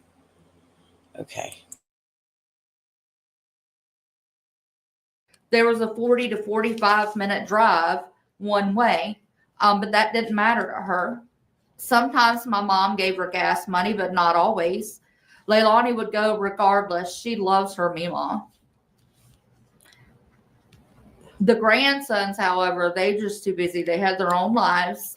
They rarely went over there. So this helped increase my mother's and Leilani's bond, as Leilani had the most time with my parents. Now we get to Leilani as a mom, and this is what I saw. I didn't see her every day. It was on occasion. But this is what I saw every time I saw her. Leilani loved and displayed love for all three of her children equally. I never saw her treat any of them differently. I never saw her discipline them by means other than verbal redirection. They, the children, were never hit, grabbed, shoved, hollered at, talked down to or about, called names. They were never disciplined by any derogatory means. The children were clean within reason. They're boys. Boys are dirty. They do it quickly. Boys climb. They fall down, and sometimes they fall up. They play hard and sometimes rough. All of these things make for dirty boys who often have boo-boos, owies, and bruises. I've raised 3 of them, so I'm very well versed in that. How do you know they ain't raised 3 of them? 10 of them, 1 of them, 12 of them. The whole world's well versed in how rough boys can be, lady. I know Karens hate when you say Karen. There's got to be another name for them. We're going to come up with one that ain't like a real name. Snooty. Lele was afraid of her. Yeah, that's what I'm saying. Look, you're not supposed to. Somebody just said, come out here and tell all your public business. Hey, Running Bear. Yeah, yeah, Talia did. The babysitter's daughter did. 100%. She did. That's why I'm about to snap out and I just took a little break because she's about to get into that babysitter and I can't stand it. Like, look, I had some issue with the babysitter and the attention she wanted at the beginning of this. However, I never, ever, ever, ever doubted that babysitter loved Quinton and that her children loved Quinton and that they were put in a very, very sticky, hard, hurtful situation by Leilani. And, yeah. You missed it, Running Bear. Go back and watch it. It was short. She looked like she just stopped in. She wasn't dressed up, nothing. She looked a little nervous, but I'm happy she came to speak up for Quinton. She got that sweet little voice. I don't know. They weren't filthy in a manner upon which they appeared uncared for or abused. The boys were healthy in appearance. I never saw them malnourished or starving. Oh, and hi back, running bear. Quentin, though, with his beautiful soul, beautiful smile, and lovable legs, loved food. He always tried anything new without hesitation and liked most of it. He was a happy child, and he loved to eat, and it was never because he was unfed. That boy just loved to eat. I speak a lot of the boys because I had the most time with them. We only had 5 months with their sister due to this tragedy. The little I saw of her with her mom, she was completely in love with her. She was so proud to be her mom. She was proud of and loved all 3 of her children equally.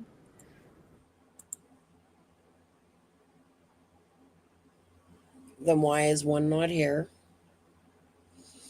Why couldn't she have gotten her shit together and been a better role model for her daughter that now at this moment doesn't have both in her life? But I believe that Danny's fighting for his child. I still haven't asked Lisa personal questions, and we have spoken. I haven't spoken to her since the trial ended. I need to reach out to her.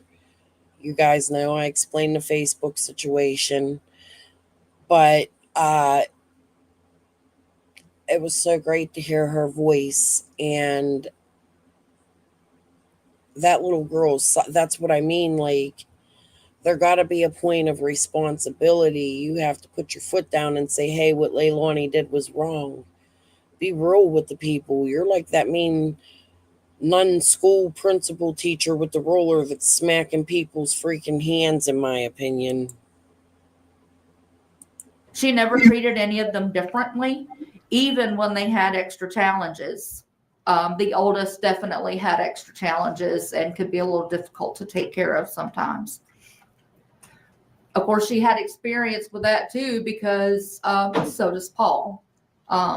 He was diagnosed with autism when he was a young child.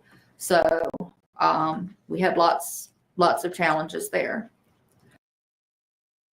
And now, see, Paul and Leilani were different, so I feel like this lady could have been good for Paul. I feel like Paul needed that. He needed that stability if he really was autistic, because Billy Joe wasn't going to get him any of that. However, I still don't see that there was a lot of discipline, because when Paul got on the stand the first time, he talked like he was from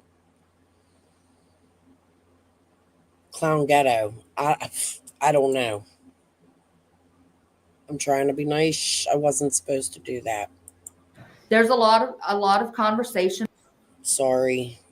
In and out of the courts displaying Leilani as a monster who mistreated and neglected her children, especially Quentin. I never saw neglect, but she would pass off some of their care on to others from time to time. The children never resisted going to or with their mom. They loved her and loved being with her. Regardless of what the media and testimony says, I have seen the children go into hysterics upon drop-off at the babysitter's house. This happened the day after Sky was born. We were instructed to take the kids over there. When we did, immediately I pulled up in the driveway and both children went to crying. No, no, no, they said. No, and cried the entire time as I dropped them off.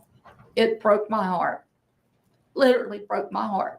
In my opinion, I don't believe that for a damn second. That's my opinion. Yeah, he showed real emotion, Running Bear. I'm so proud of him on the stand. So proud of him. I'm so proud of his mom for raising somebody who's going to better himself and who sees his faults. As far as I could tell,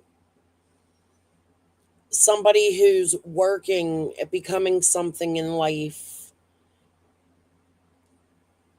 I want him to take his time getting his daughter back so he could be the best father he could ever be in the world. You know what I mean? I think that Danny has learned from his mistakes, and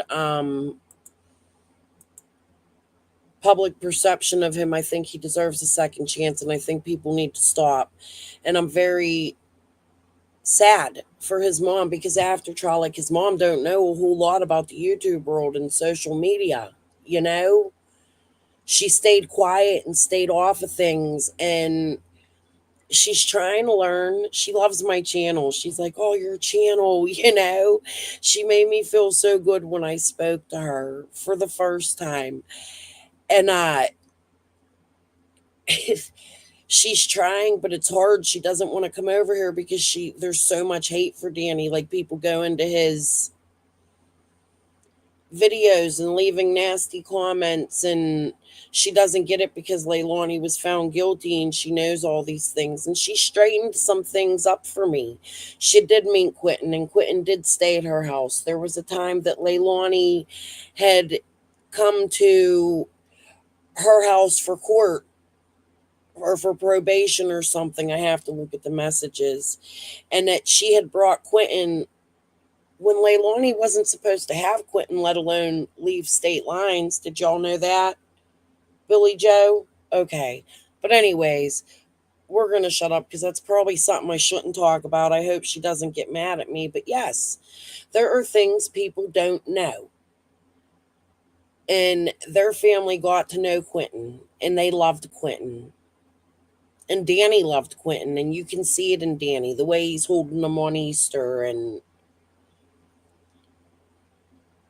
I'm just so happy that they're going to be able to move forward and get to know Sky. And if I have any advice, Danny, don't go too slow because you don't want the courts to take custody away forever.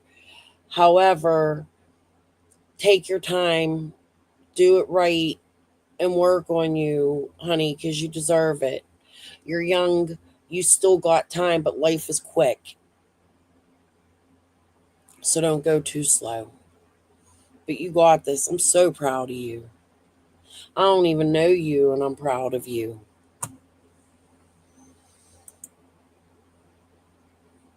You would donate to him to help get Sky back?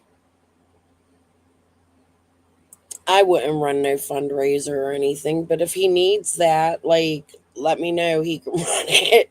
His mama can run it. I don't want to get into that stuff. You see how it ended up with Summer, but I think he got it in the bag. I think he would be even a little too proud to take a donation, to be honest with you, and speaking with his mom. I don't think he would even ask for it. He got a good future ahead of him. He did, and I bet you if given the opportunity, he would take Zane too. Running Bear. You could tell he loved them kids. Shame on Billy Joe, and fuck you, Cher. It ain't shut up, Cher. It's fuck you, Cher. I had to leave them there knowing that this was not the place they wanted to be. And we don't have a long-term relationship with these children. They see them every day. We don't. We see them 3-4 times a year, and that's it. But they didn't want to stay there. They wanted to go back home with us.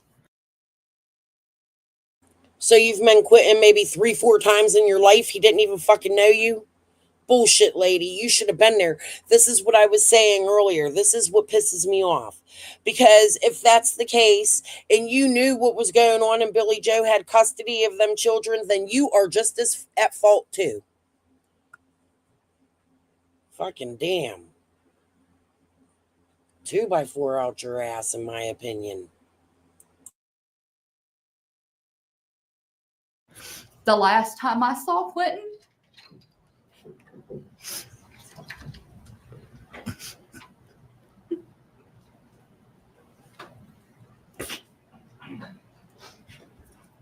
There's some tissues if you need them, Miss Madden.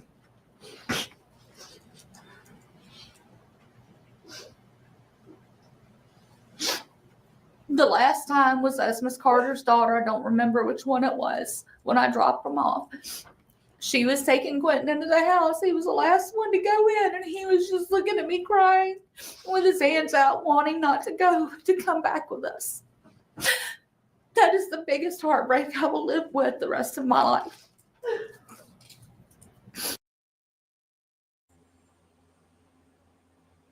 How about you live with the heartbreak that Quentin is no longer here because of the hands of your niece?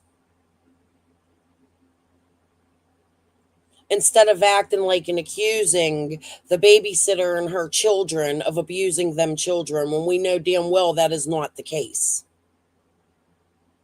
That was proven in the court of law. What you're doing right now, in my opinion, is so wrong on a million levels. Stop it. You're just as bad as Leilani and Billy Joe.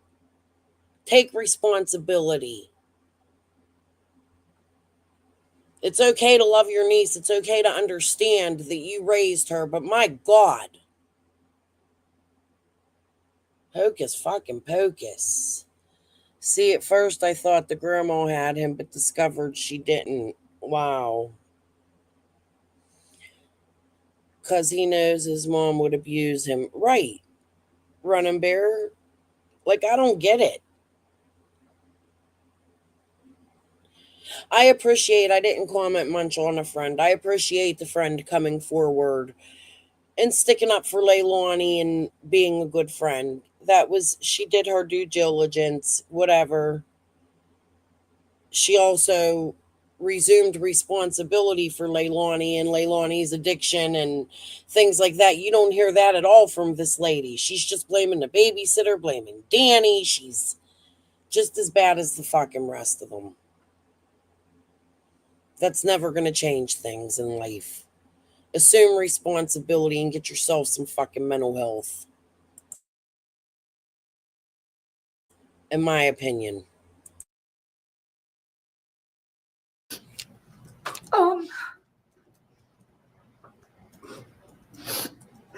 This is important because it helps to show that all is not as has been depicted.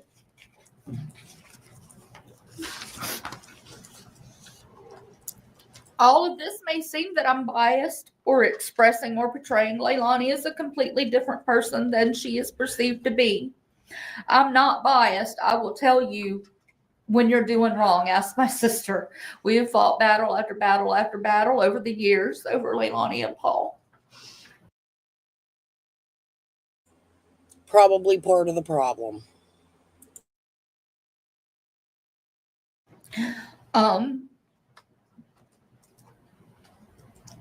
You see, I did not get to see a Leilani who used drugs. I've heard she did, but I never saw any evidence of it.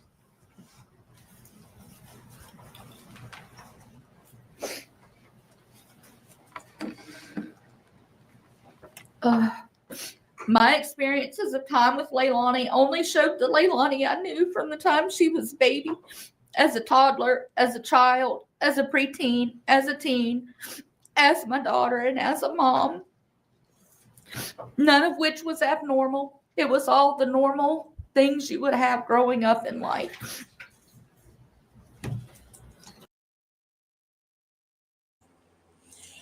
Having a daddy that's in jail all the time and a mom that's out spreading her legs and doing drugs and not giving a fuck about her children is very abnormal, lady. And then to have a sister that doesn't help but wants to take control. In my opinion, this is just my opinion, I'm speculating. From your attitude, I don't know you from a can of paint, but this attitude, this is just my opinion of you, woman. Nah. Billy Joe left the courtroom. I would have too. 2 in prison for murder. Yep, coddled kids that took lives. No, I don't think she coddled them. I think she caused a lot of rifts in the family. So far from what I'm seeing. That's just my opinion. I don't know. I know somebody like her. That's why. Maybe that's why. She reminds me of somebody. Maybe that's why I have that opinion. I don't know. Okay.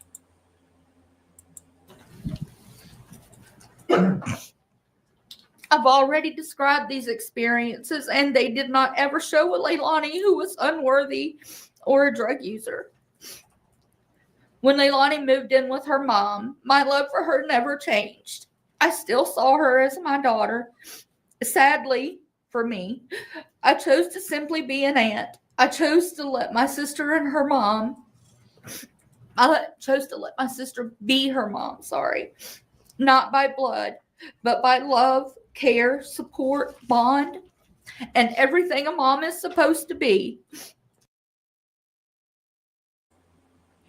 So, in other words, you did exactly what Billy Joe did. The apple doesn't fall far.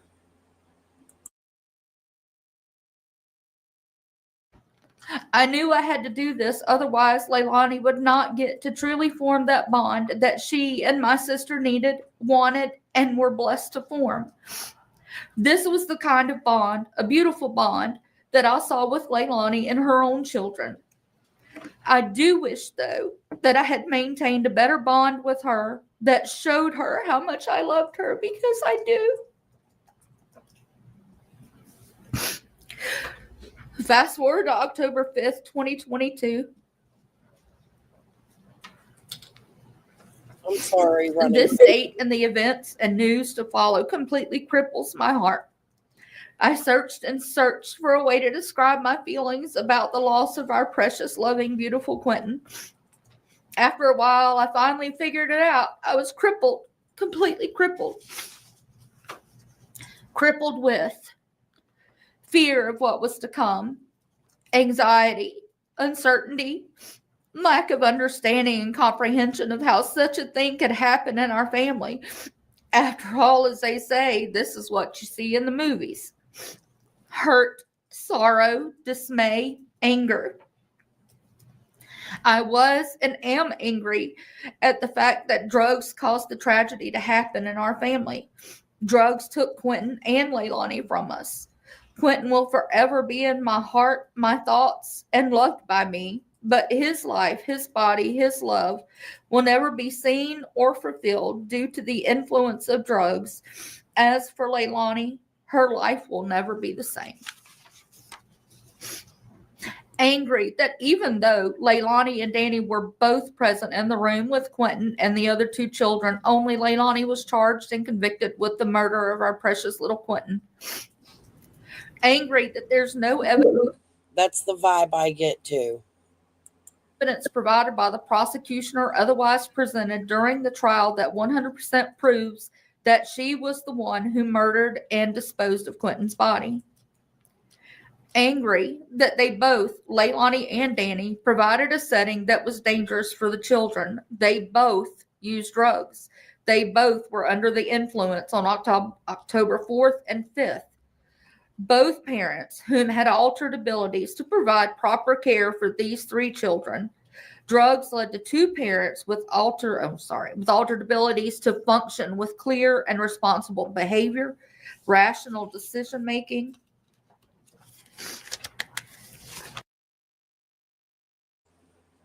It doesn't change the facts, running, but it gives you closure, huh? I sort of got that.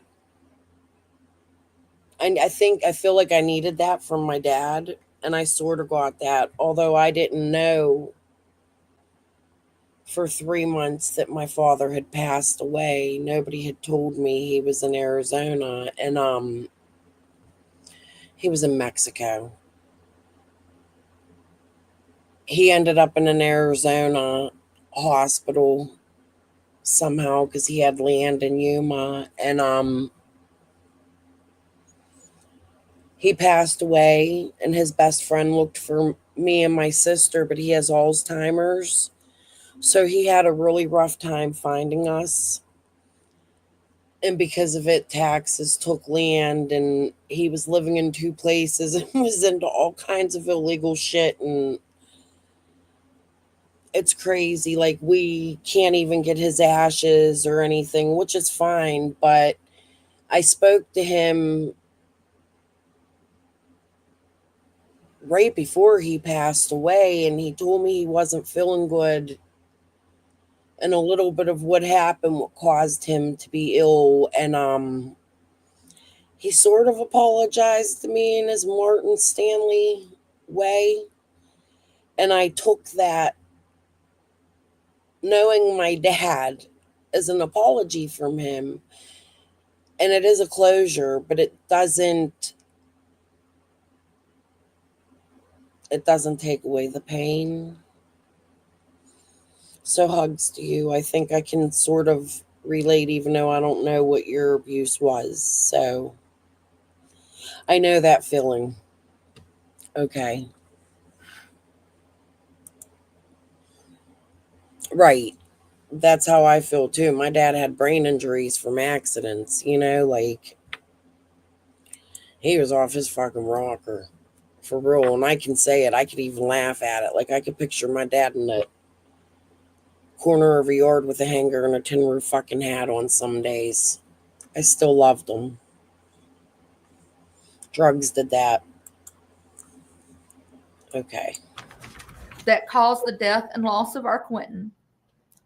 Angry that drugs took away Quinton, his siblings, and Leilani from our lives, from our family. Therefore, the only way to simplify the way my head and heart could process this into a single definition was, it's crippled. This will never go away. Now, all of this said, do I think there should be consequences for Leilani? Absolutely, yes. I do feel that she needs counseling. I do feel that she needs to complete a long-term multi-step drug rehab program. I do feel that she needs to complete multiple parenting classes. I've seen the difference that counseling and parenting classes have made for my sister. I know that So many differences. She left that baby with Leilani. Lady, parenting classes. What? This is not a slap on the wrist. There is a baby gone forever. I'm sorry. It wasn't drugs. It was Leilani's anger. Yeah. Maybe I shouldn't be commentating on this woman. Oh my God. She needs parenting classes. No, she needs life in prison. And if you ask me, the death penalty. Even though I don't feel two wrongs make a right, what she needs is a poster of Quinton stuck above her bed and her other kids on every wall. I think that should be something prisoners have to do.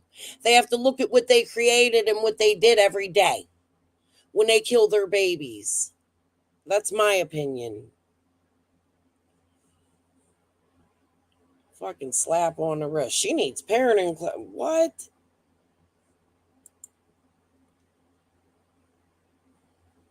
Yeah. I don't know what that was. That's like the psychic they put on stand. Holy shit. this isn't about my sister, but my sister affects Leilani.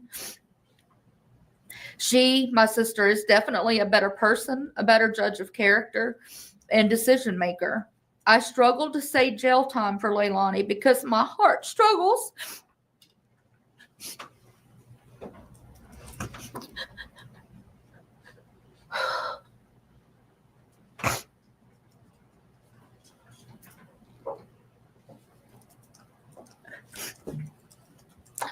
My heart struggles to accept this as reality for my child, my daughter, my niece, my nephew. My love is never ending for her. She ain't your kid. She ain't your kid. You just heard them say she was here for a year. She was here from 2002. You had her a long time. I'm sure Billy Joe appreciates you, but the goal is always reunification. To me, I feel like you enabled Billy Joe and gave her money and did things for her so that you could take them kids.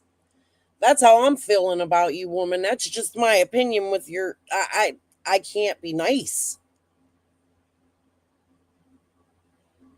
I can't be nice about this.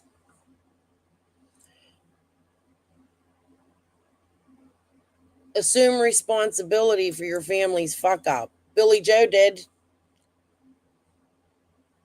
Her and her children, including Quinton. The loss of a child is the worst hurt anyone can ever feel. My own daughter, born August 2nd, 1989, at 3 months premature, weighing 1 pound 14 ounces. Died on December 25th, 1989. She was born with chronic lung disease, which I sympathize with you. I'm so sorry for your loss. And if I've said anything that hurt your feelings, I understand better now. However, Leilani is not the replacement for your daughter. That's just the vibe I'm getting.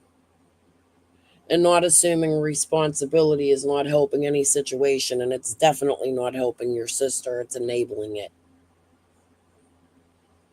Help her. Get her true help. Billy, reach out to your sister, bond with her, hug her too. Not saying she's a bad person or a demon, but you really need to understand the severity of what has happened here, in my opinion. which gave us limited time with her. I've never in my life felt such a loss, such hurt.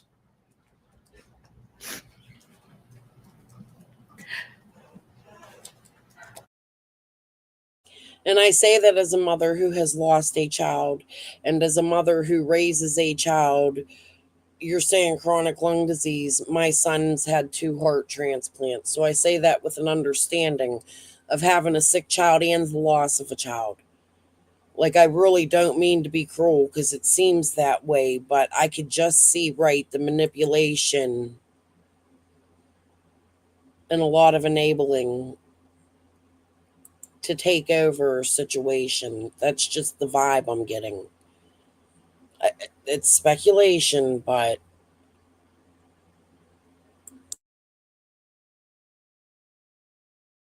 I bring that up because my heart hurts for Leilani as she will surpass the feelings I endured as a result in the manner which she lost her son. This will be a permanent imprisonment for her. It'll never go away. It'll eat at her the rest of her life. Whether she is responsible for this or Danny is responsible for this, it doesn't matter. She has lost her son. She has lost her 3 children.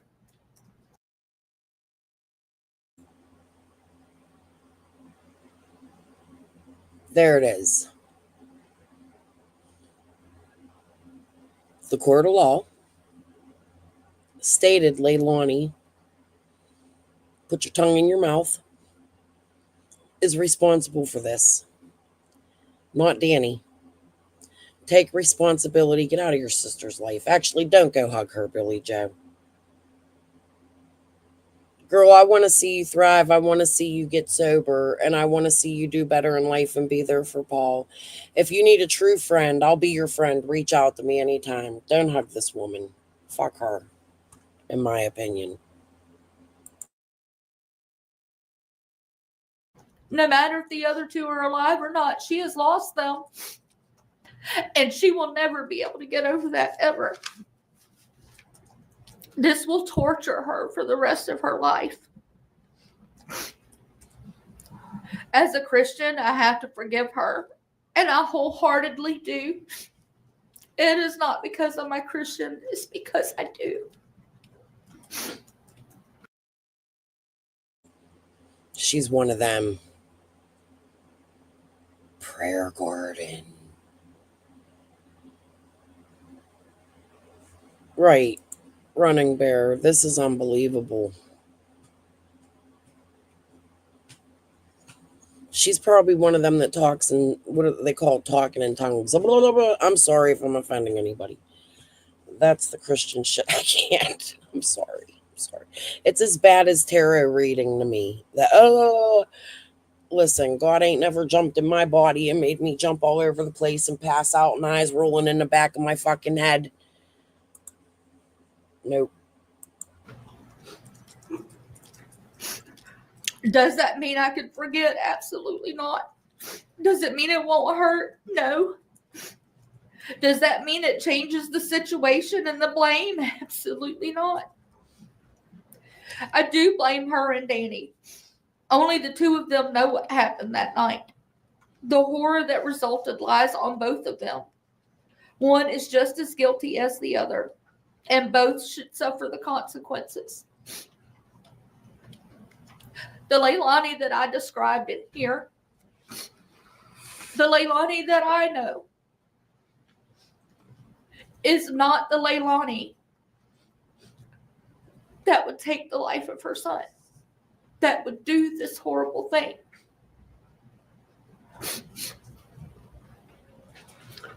Miss Madden, just to perfect the record, you kept saying your sister. I want to be clear. You're talking about Miss Howell, correct? I am, yes.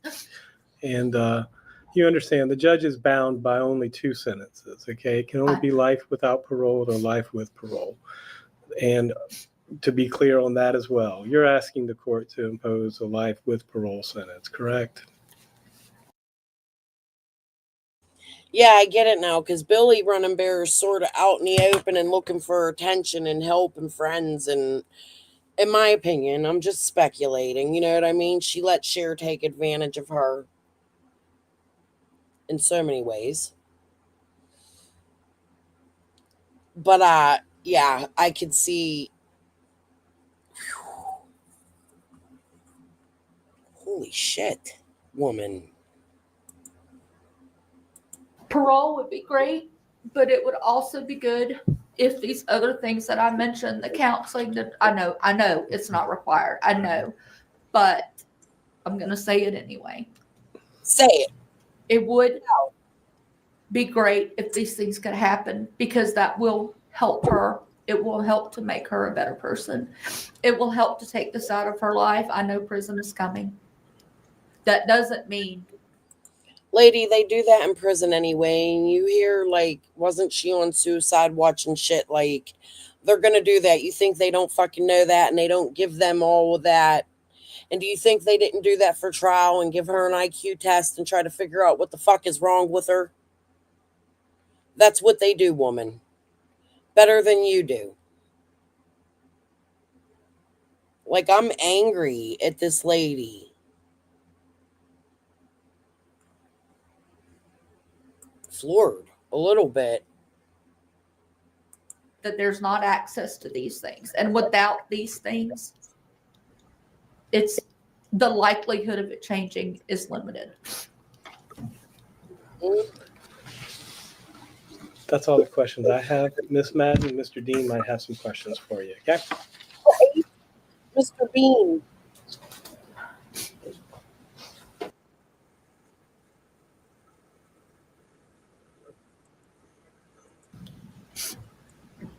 No questions. Thank you. You may sit down, Ms. Madden. Next, we have Billy Joe Howell, Your Honor. All right, Ms. Howell.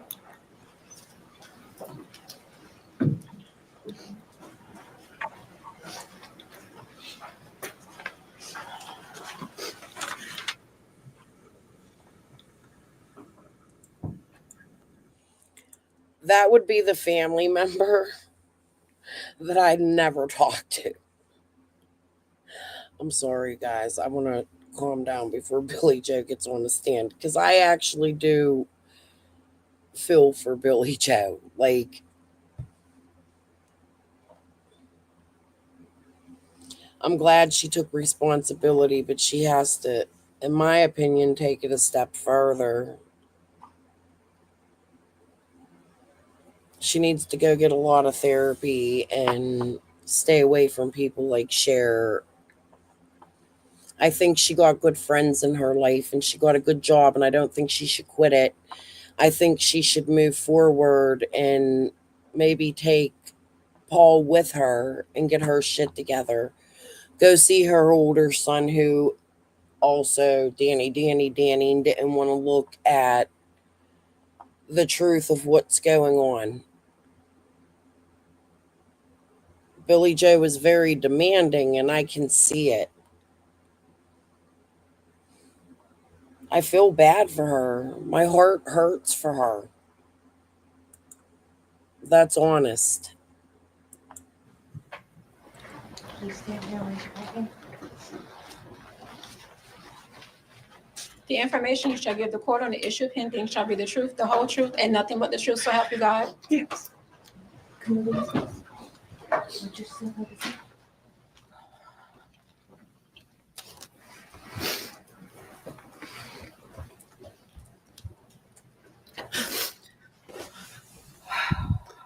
If you would, ma'am, state your name and spell it for the court reporter.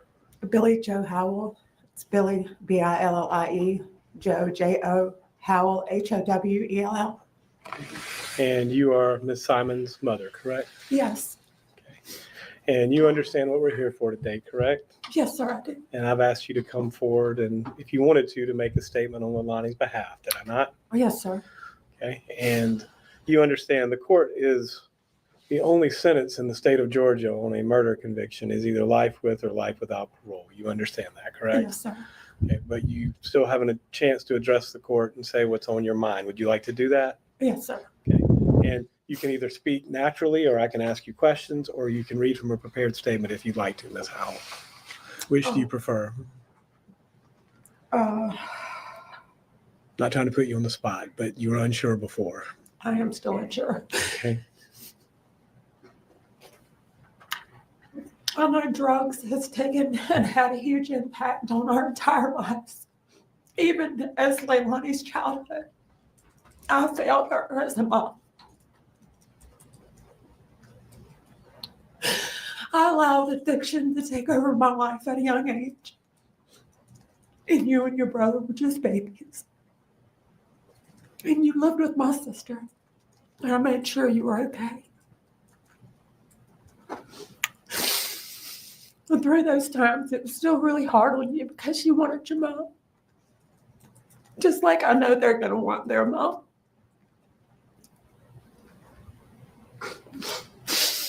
When you come to live with me, I'd already changed my life. And I'd been working really hard. But I had changed my addiction from drugs to work. And I still neglected your needs, your emotional needs.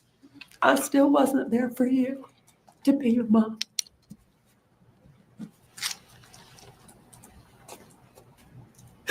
My decisions have played an impact on things that have happened in your life. And there's absolutely nothing I can do to take it away.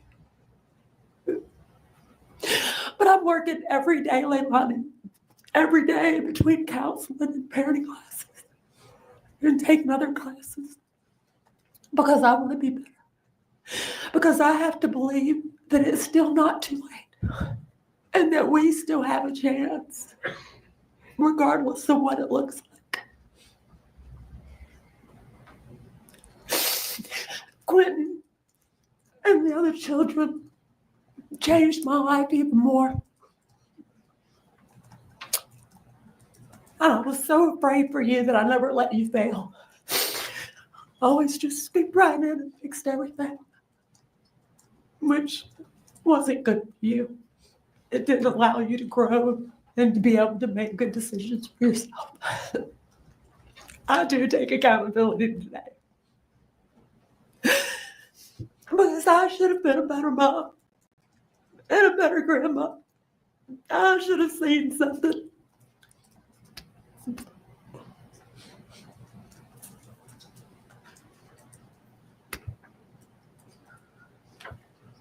You deserved better, and so do your children, all three of them. We might not be able to bring Quentin back, but he needs to come home, and we're all going to hold him one last time.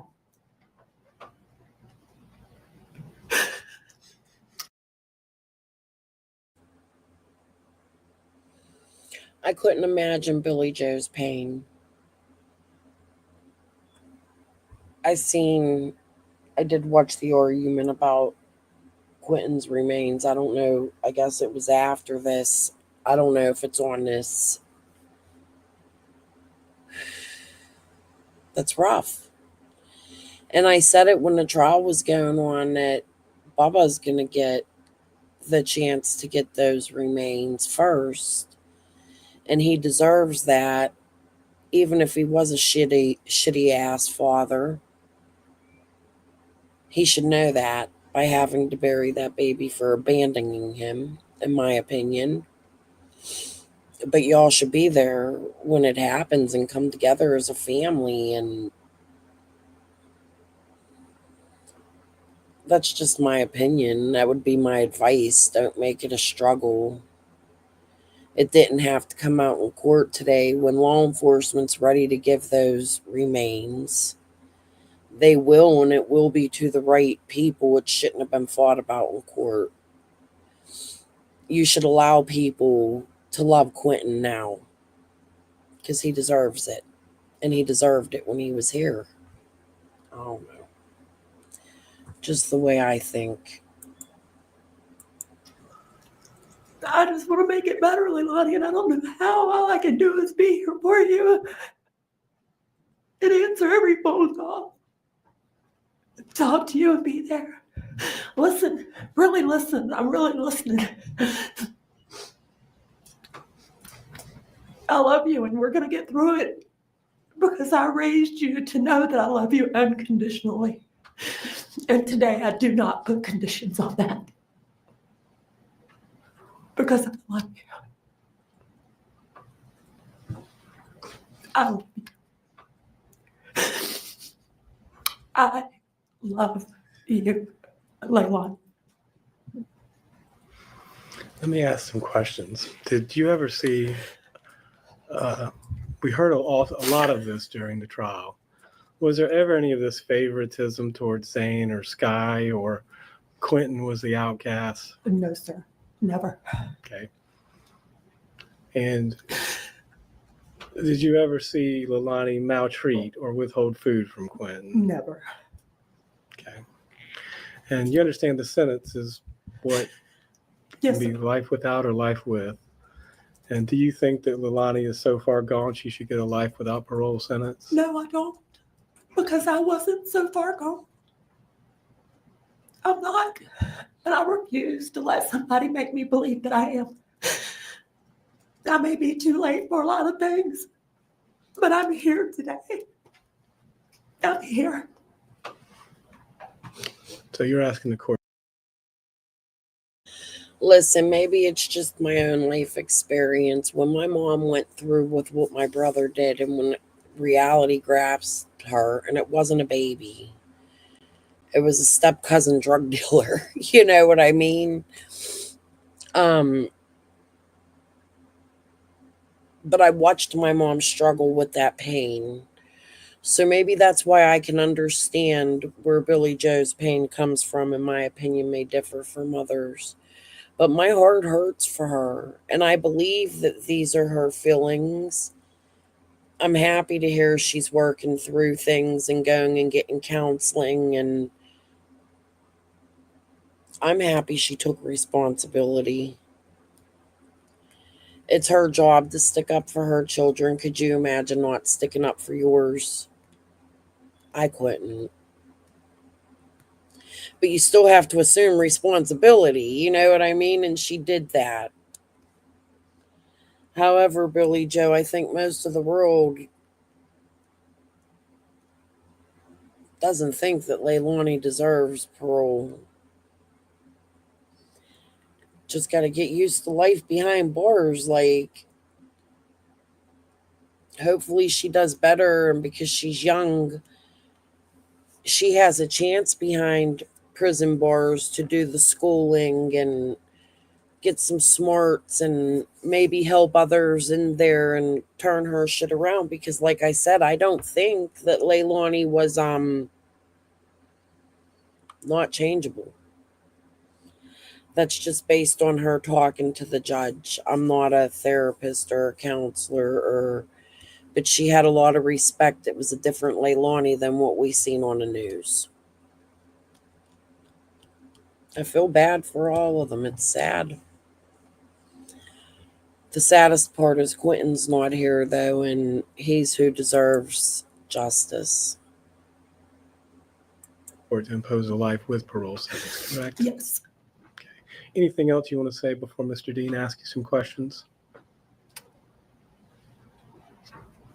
No, sir. That's all the questions I got, Judge. Thank you, Mr. Hilliard.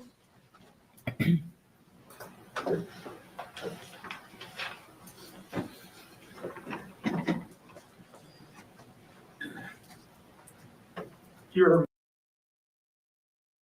Like, just thinking about all I'm saying, it really pisses me off about Cher. I'm trying to be nice and not talk about it, but that lady took complete advantage. I haven't followed Billy Joe on Queen Bee, but it seems to me that Queen's been a friend to her. I don't know. I haven't seen it, so don't make assumptions that I have or anything like that. But you know what, Cher? Fuck you. You're unbelievable. You don't understand the lives that this really affects something like this. Like, you make it into a show, a movie, a book, whatever it is, but this is, and you've lived it. That's what really kills me is you yourself have a father who set, what, a family on fire or something? I don't know the whole story. I paid attention to it, but it never stuck because to me, Cher does evil ass shit. And I don't know why. It doesn't make sense why you want to attack somebody. Why, over a little bit of fucking money? Is it really worth your soul? Look at the reality of it. This is the problem in America. This is our mental health system. This is our drug addiction. That's what this is. This isn't a fucking show that you go fucking plaster your face all over a missing baby they're digging in the landfills. Hell, you fucking sick. mom. Yes. Since day one, you have, and I mean day one of the investigation, when Quinton being reported missing, Yes. you had been there for her. Yes. You were out of town when it happened, but you came back quickly. Yes. You have talked to her a lot, right? Yes. But before she was ever arrested and since she's been jailed, right? Yes. Is she, you understand the jury has now convicted her of murdering Quinton with intent to kill him. Do you understand that? Yes, I do. 12 neutral, unbiased citizens taking a cold look at the evidence have said that is what happened here, beyond a reasonable doubt. You get that, right? Yes, sir. In all of the conversations you've had with her, has she ever taken responsibility for doing that? No, she hasn't. But she has taken responsibility for her drug use. I know that you've taught her to take responsibility for her actions, because when she says in the news interview, if it comes out that I'm responsible, I'll take responsibility. And she said that separately another time to the police. And I believe that that is coming from your upbringing of her. Do you think that's fair? Yes, sir, I do. Has she ever actually done it in this case, though? No, she hasn't. She hasn't admitted to you that she killed Quinton. No, she hasn't. She hasn't told you how. No, sir. She's said things to you about.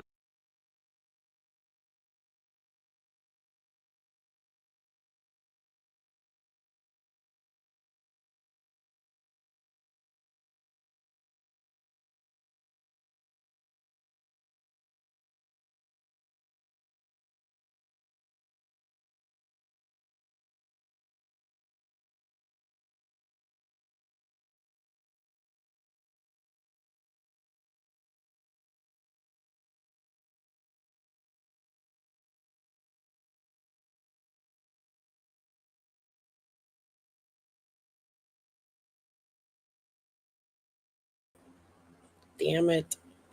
Thank you, Bella. Sorry, that was a whole mouthful too. I was saying, to me, this is what I mean by taking responsibility. The defense will come up and the defense will say, well, blah, blah, blah. Doesn't that mean she can't be guilty? And Billy just goes with it, but you can see in her heart, and she doesn't deny that she truly believes Leilani did this and Leilani needs to take responsibility. So this is why I'm giving Billy the benefit of the doubt. I could see the pain on her face. Like, I want to hug her. I feel bad. Is it still muted? I unmuted it. Can you hear me now?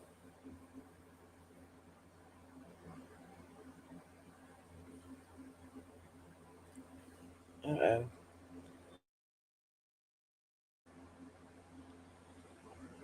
Oh, I'm good. Okay.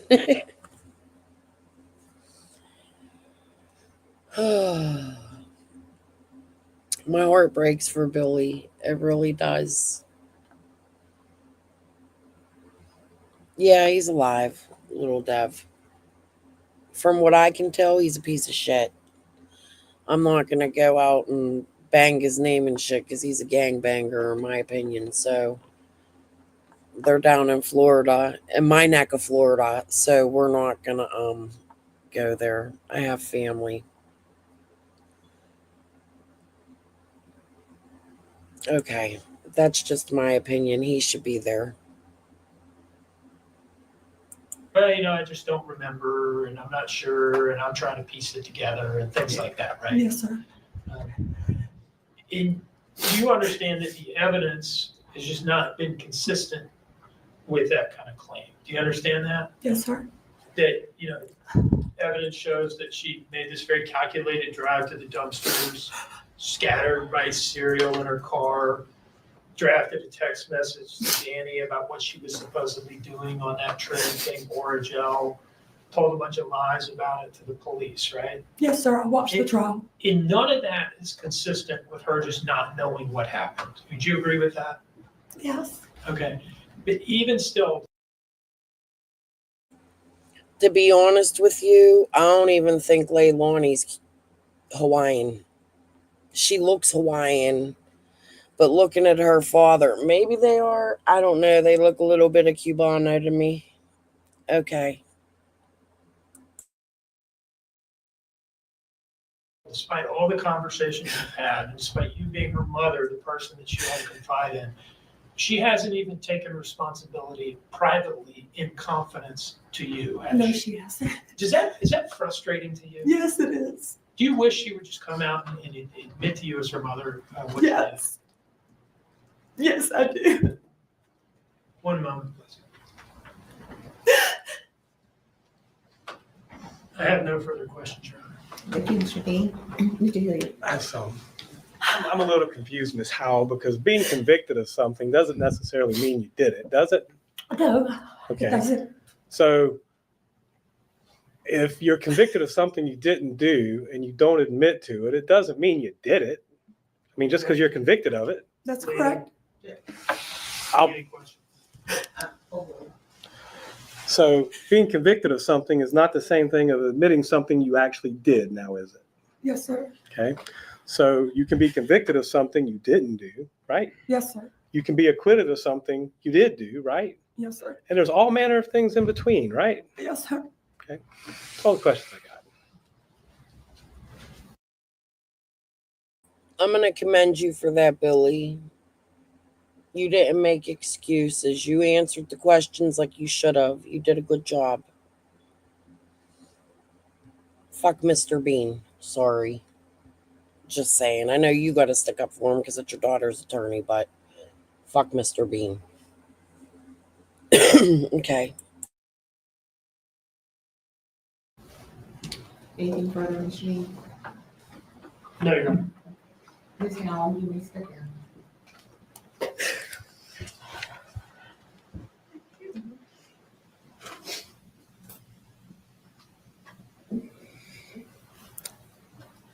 Any further witnesses, Mr. Hilliard?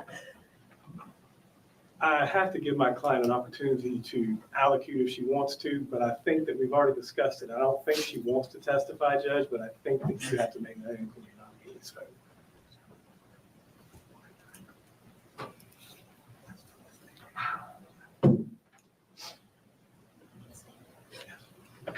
Okay, Ms. Simon. Ms. Simon, we've come to the place where you have the opportunity to testify if you choose to do so. Do you understand that? Yes, ma'am. Do you still have the right to testify, and you also have the right not to testify? Do you understand that? Yes, ma'am. No one can make you testify. And whether or not you testify or make a statement is solely your choice, not your attorney's choice, but your choice. Right. Do you also understand that if you choose to testify and you take the stand, then the state will have an opportunity to ask you questions as well. Yes. And you understand that we are at the point where there's evidence in aggravation and mitigation, and all of this I will consider in determining the sentence today. Do you understand that as well? Yes, ma'am. Ms. Simon, do you wish to testify? No, ma'am. Thank you. You have a seat. And just for the record, we've discussed it, Judge, and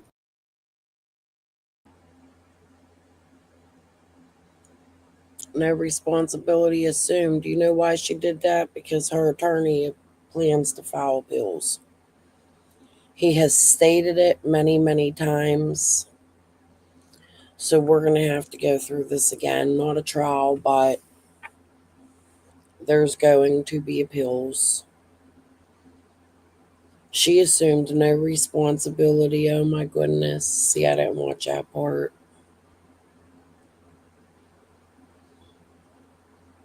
She doesn't deserve parole, in my opinion. Again, I don't know what the outcome was. I haven't looked, so.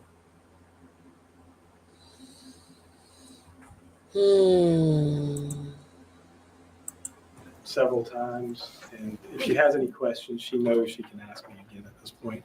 But other than that, we're ready to move into just argument phase. Okay. Let's move into argument then. Mr. Dean? Your Honor, I will reserve. If I can approach, Judge. You certainly may. One ministerial thing. Early in this case, before I got it, the public defender's office had filed a motion to preserve notes, evidence, and things as such. For the last 2 years, we've tried to figure out why they couldn't release Quinton's remains. It seems that motion is the holdup. I spoke with Mr. Dean last week. I spoke with Ms. I listened to just a few seconds of this. I didn't hear the whole thing, but this is what I was talking about. I guess they do show it came after. Unreal. They'll get to you. It's been this long. Simon, at this point in time, we would draw that motion from here on out to preserve. That way the remains can go ahead and be released back to the family for appropriate burial. And whatever orders need to be put on to do that, I will get with Mr. Dean and I will do that. Before Mr. Hilliard gets into the substance of his argument, may I respond and we kind of bring this issue to a conclusion? Yes. That'd be okay? Yeah, that's fine. Just to clarify, this was during the period of time that the defendant was represented by previous counsel. It was Robert Attridge, Joseph Vigneri, and maybe Caitlin Walker. I believe it was Mr. Vigneri sending me an email asking me to ensure that Quinton's remains, which by that time had come down from the FBI lab in Quantico to the GBI lab in Pooler, I think. It sent me an email asking me to ensure that the remains not be released for interment, but instead retained by law enforcement in case they wanted to request any additional forensic testing. And I got that email and communicated it to law enforcement and asked that they honor that, which they have. I also disagree with that. Duh. That baby's been through enough. Whatever remains are left, just let them be buried and rest in peace. That's where I hate government. Take whatever, there ain't much of them. Take whatever testing you want to take now and release them to somebody. Jesus. Mr. Hilliard's right. That email is why Quinton's remains have not been released to any family members for burial. In advance of today's hearing, after the most recent of a number of requests to the family from the family that we address this issue, I sent Mr. Hilliard and Mr. Person email asking whether Ms. Simon would. She's pretty, she's poised, she's classy. She has really nice hair. My mother-in-law would be jealous. She tries to get her hair. She reminds me of my mother-in-law a little bit. She's beautiful. I love that judge. I'm sure no matter if I agree or disagree with her decision, I know she has good reason for it. I think she's educated.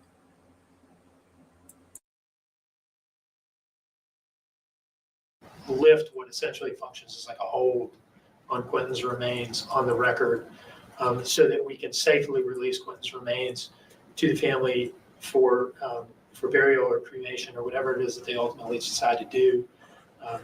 Because I very much respect the request and agree that it's probably something that ought to happen. We could agree to that without being accused of spoliation or something like that later on down the line. So I'm happy to hear that they're willing to do that. If I would ask that the court inquire of Ms. Simon personally about that and confirm that she's okay with that, so that everybody can then move forward. And I was going to get to that next, Judge. I've had the discussion with her about spoliation and to preserve the record for appeal. We had that discussion, and I'll let her answer for herself in a second. But we understand it could affect the appeal going forward, but she felt that it was more important for the family to be able to bury Quinton than to preserve any possible testing for future references. And I told her both the positives and the negatives of it. Is that correct, Leilani? Yes, sir. Okay, and I'll let the court engage in a colloquy about that. But we did discuss it, though, correct?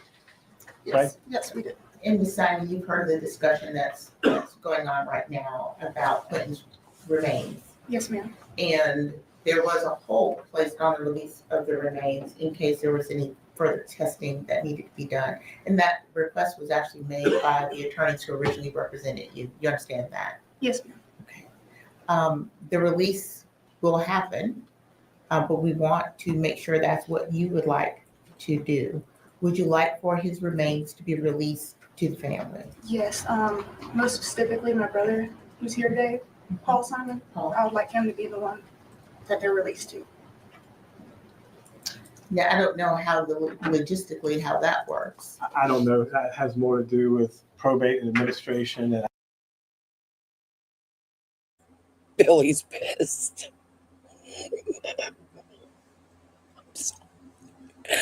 I should not laugh at that. That's bad. That was bad. I'm sorry. She loves her brother. Her brother loves her. That was sweet for Paul, and I'm sure it'll make Paul feel important. You can see Billy's anger. Look at that jaw. Sorry. I'm saying, I would have been pissed too.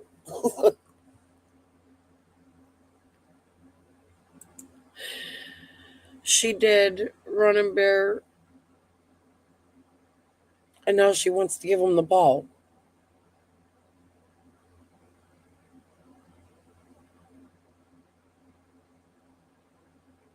Maturity, Leilani. Common sense, Leilani. I have to breathe on that one.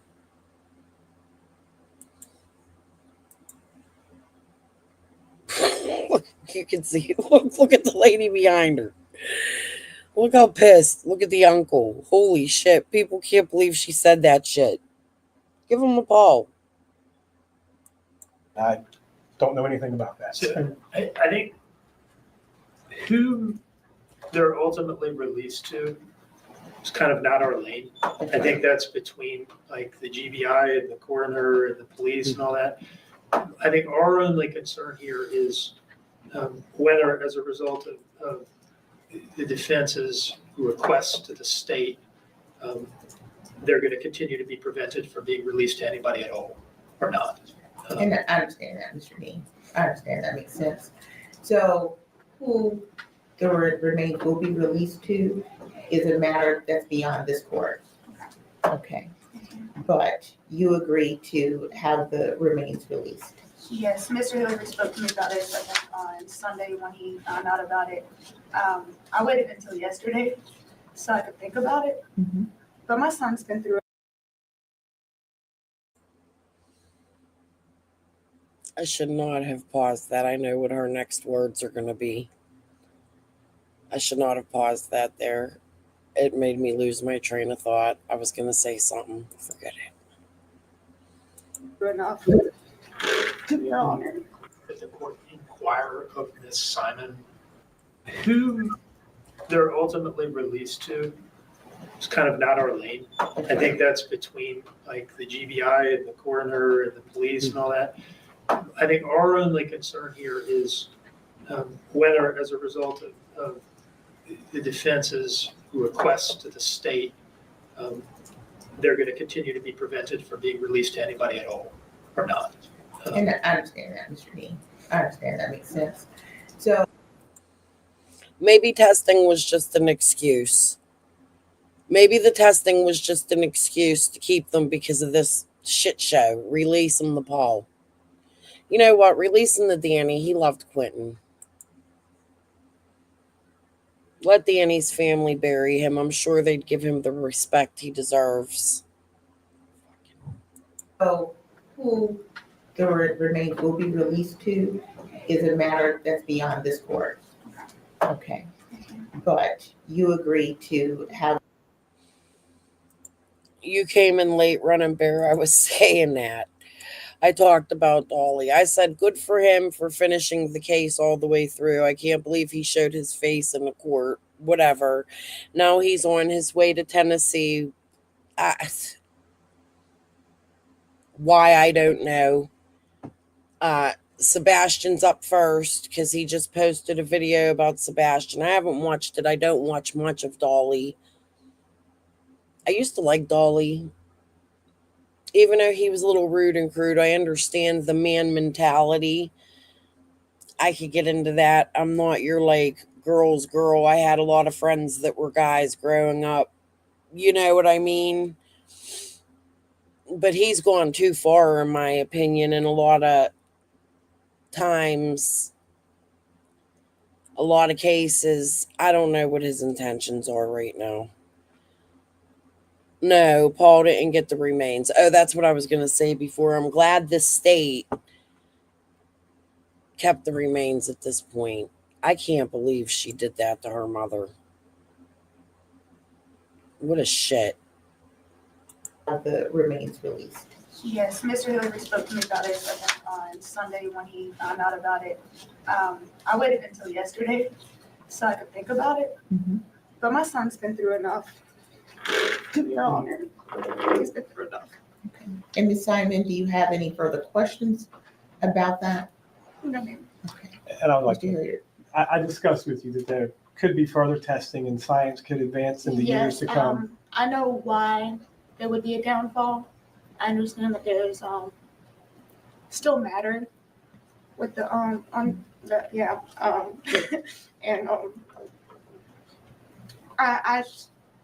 want my baby home. I just want to home. All right, thank you, Ms. Simon. You may have. I wanted to clear that up. My argument's simple, Judge. We're asking for a life with parole sentence.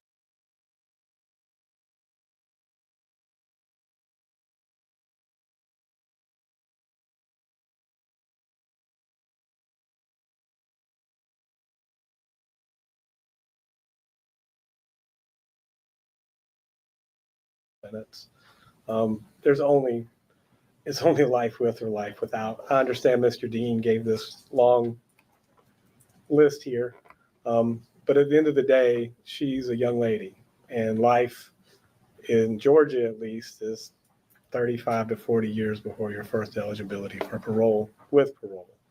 That puts her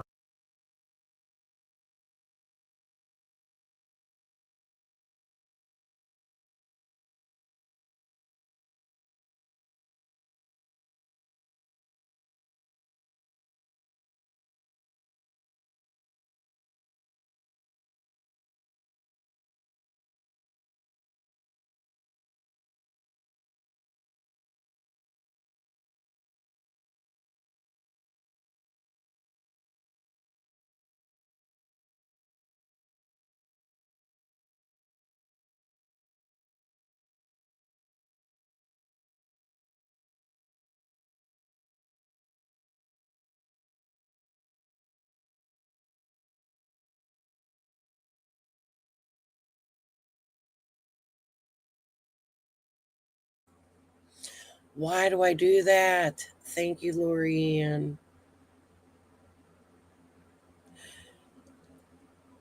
I was saying,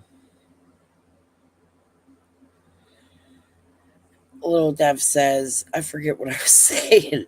FBI not releasing remains at this time, maybe holding for evidence in case of appeal, but Leilani wants them to go to Paul. Only time will tell. I don't think Paul will ever get them remains, nor do I think that he deserves them. I'm sorry. Dude, y'all's family needs to make up and stop. Life's too short and it's not going to get better like that. What a slap in the face to her mama. Oh, that's what I was saying. Responsibility. I understand having a brother that was 15, and Leilani's much older than my brother was. Her cerebellum grew in by then. You know what I mean? Like,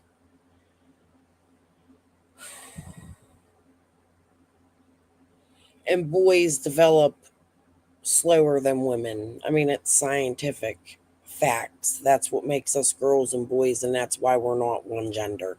Okay, but anyways, and I don't mean that in a rude way. But the fact that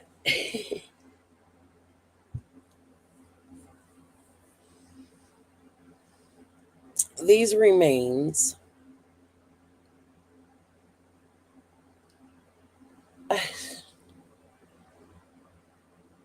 I just can't believe she's asking for them to go to Paul. That angers me a little bit, a lot.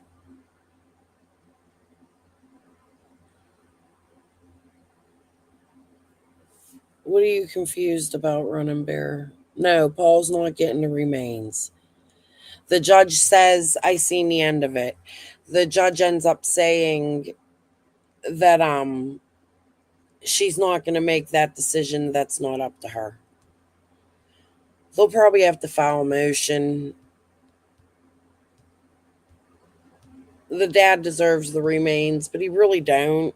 I think, boy, that's a hard one. That's tough. But either way, Leilani shouldn't have done that to her mother.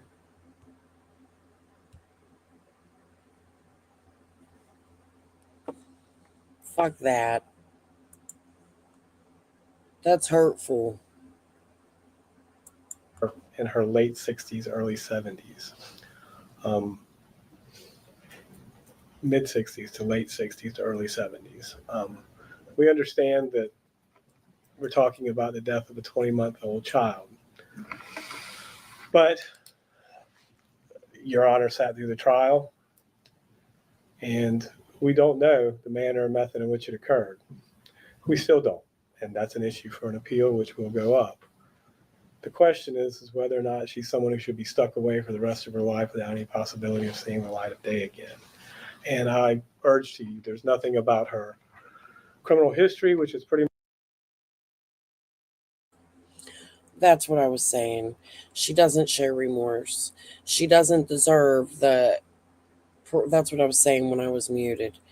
In my opinion, I don't think she deserves parole. That's just my opinion, and it's because she doesn't take responsibility.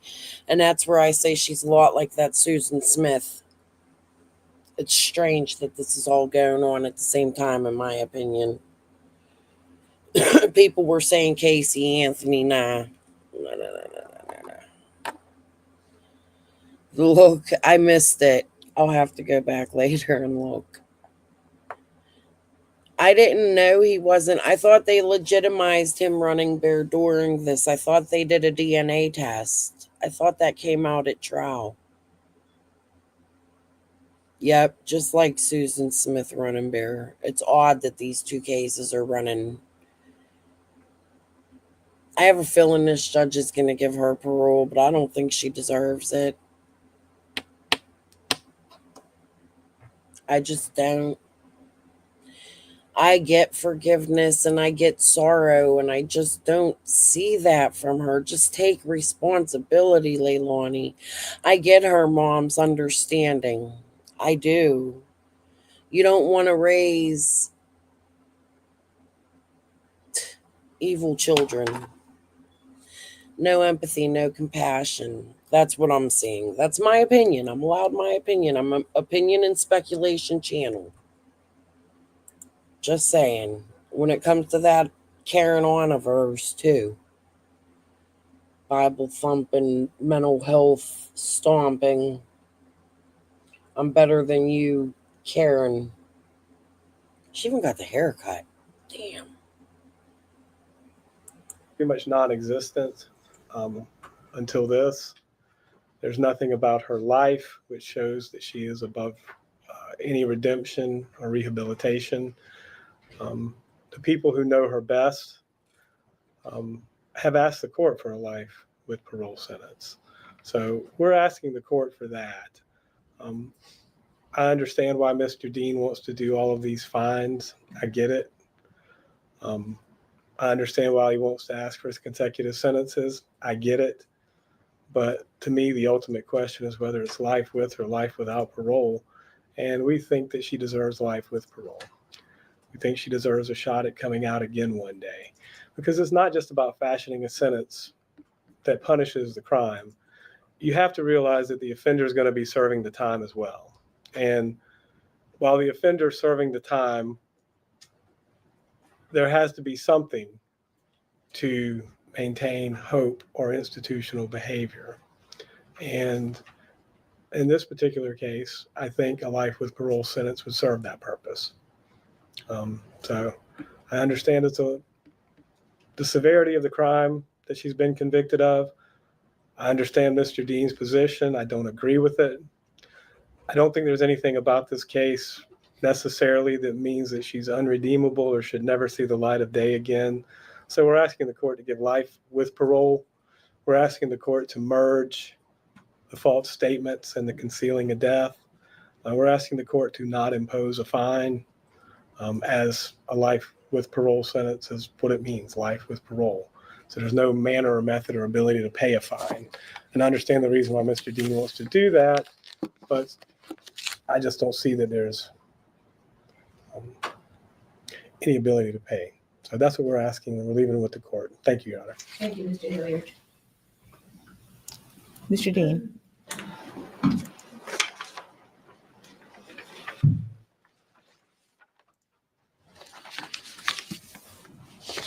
Your Honor, will be relieved to hear that I do not have an hour and a half long PowerPoint to present to the.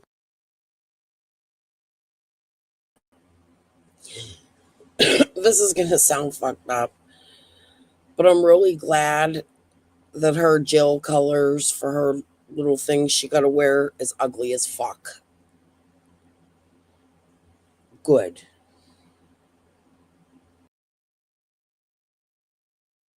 Court, but I do want to talk for a couple minutes. I'll start with the big picture of what the evidence shows, both through the trial and then the evidence that we've added today.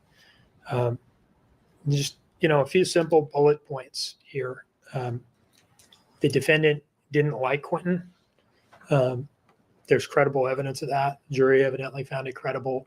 Had some witnesses come in and dispute that today, but I would submit that they are not the most objective sources of information on that. Her dislike for Quinton was not a result of any drug problem. It's totally independent of that. If you combine the testimony of Melanie Bowling and Talia McCarta and Michelle McCarta, it spanned his entire life. Has nothing to do with drugs whatsoever. She murdered him, and the jury has found that she had the specific intent to kill when she did so. And this sets this case apart from cases in which the jury only makes a finding of guilt on felony murder, but acquits on malice murder. This jury does not do that. And there's a great deal of aggravation. Some of the aggravation is charged as independent offenses, concealing the death and false statements and false report of a crime and so forth. Some of it is not. The aggravation includes her covering it up in a deliberate, calculating, and very manipulative way. It involved totally shameless and reprehensible attempts to blame people without conscience, right? Just no compunction about blaming other people who were totally innocent of this and who, in fact, loved Quinton very much. She behaved in a way that shows a total lack of remorse, both during the investigation, when on day one, she's asking Paul, hey, do you got some weed to smoke when we get home? On October 18th, when the police have announced that they're about to start searching for Quinton's little body in the landfill, she's out at Stingray's getting drunk and flirting with the waiter, in a continuation of what we talked about at trials, to kind of what the theory was here, that a lot of this had to do with her need for male attention. This seems to have continued. She behaved in a way that shows absolutely no remorse and no compunction about what she did during her pretrial investigation and during the trial itself, as we've tried to show here today. Even to her mother, her closest confidant, who taught her to take responsibility for your actions, which is something that Billie Joe Howell, has done. I mean, she did it here today. She talked about all of her missteps and how she pulled herself out of them. She took no responsibility even to her mother, who taught her those things and was her close confidant. It's one thing to not admit to the police what you did and not take any responsibility to the police. It's kind of another thing to treat your mother, whom you claim to love so much, the same way. The upshot of all this is that she just doesn't seem sorry at all. She really doesn't seem sorry. She seems sorry that she got caught.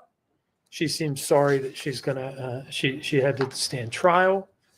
She seems sorry that she's going to go to prison for a long time. The only question here is whether it's forever for her. But she doesn't really seem sorry about what she did. If she had been sorry about this at any point, there were a million off ramps. After killing Quinton, she could have just not thrown his body in a dumpster. We get these abusive head trauma, child homicide cases. In typically, the fact pattern is the perpetrator does the thing, they do the act, and then they just say to the police, "Oh, I found him in the crib like this, and I don't know why he's not breathing, or there was some sort of accident or something like this." She could have played it that way after killing Quinton. She could have. So that's like off ramp number one, is just don't throw him in the dumpster. Don't do that. And at any time, she could have stopped telling lies, just refused to talk at all. Certainly didn't have to blame anybody else. She could have just said she didn't know. Certainly didn't have to blame like 3 or 4 different people. So she doesn't seem sorry at all. And she's taken no responsibility. And she seems to sort of think that she's kind of at least playing as though she's the victim. I would ask the court to look at this letter to WTOC and really read it, in which she's playing the role of like a detached commentator evaluating the evidence. And she'd sure love to know what happens. But, the problem is she just keeps running into these gaps in the evidence. And that's really frustrating to her, because she wants to know what happened.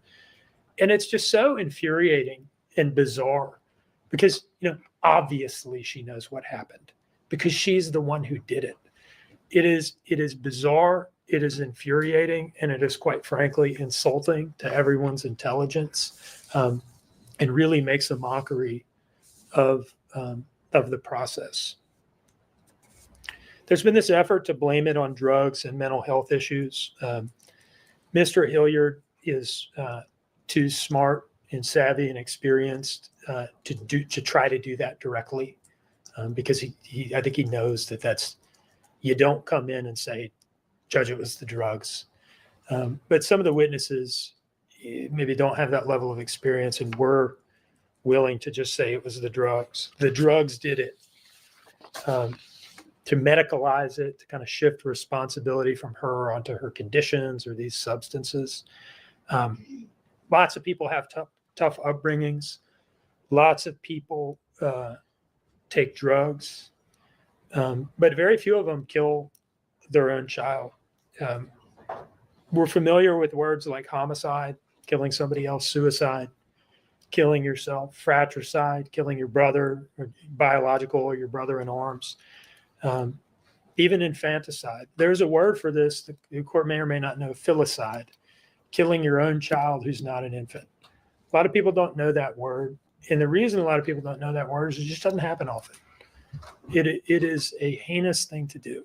So heinous, in fact, that people do it very infrequently. And that's what she did. The drugs did not do that. I'll point out something about the drugs in this case. It's easy for people to get up there and kind of say without really examining like how this would work or what this really means is, oh, the drugs caused her to do it. Let's just look at the substances that she was on that night. Cocaine, Percocet, marijuana. None of these substances are the kind of substances that are going to induce like a psychosis and essentially turn you into a different person or make you do something that you have no control over. You hear about that sort of thing, I guess like bath salts and things like that. But that is just that's not what she was on. It wasn't anything like that. And it's a total red herring to say that the drugs did it. What she did to him was something that was inside of her already. It was inside of her already. Maybe the drugs lowered her inhibitions. Maybe they acted as an accelerant. Maybe they're like, the match to the candle or something like that. But they didn't cause her to do what she did. She did it. The drugs are not responsible for it. She is. She just did a wicked thing, and she needs to take responsibility for it.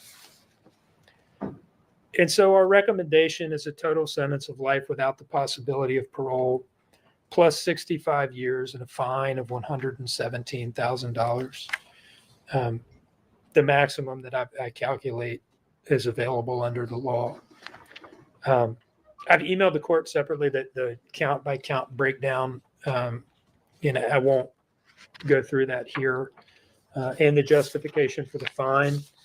That is essentially our goal there is to ensure that if the defendant ever attempts to profit from her crimes by signing a book deal or taking a paid interview, that there will be an existing financial obligation that will cause at least some of the money, up to $117,000, to be diverted to defray some of the costs associated with her conduct in this case.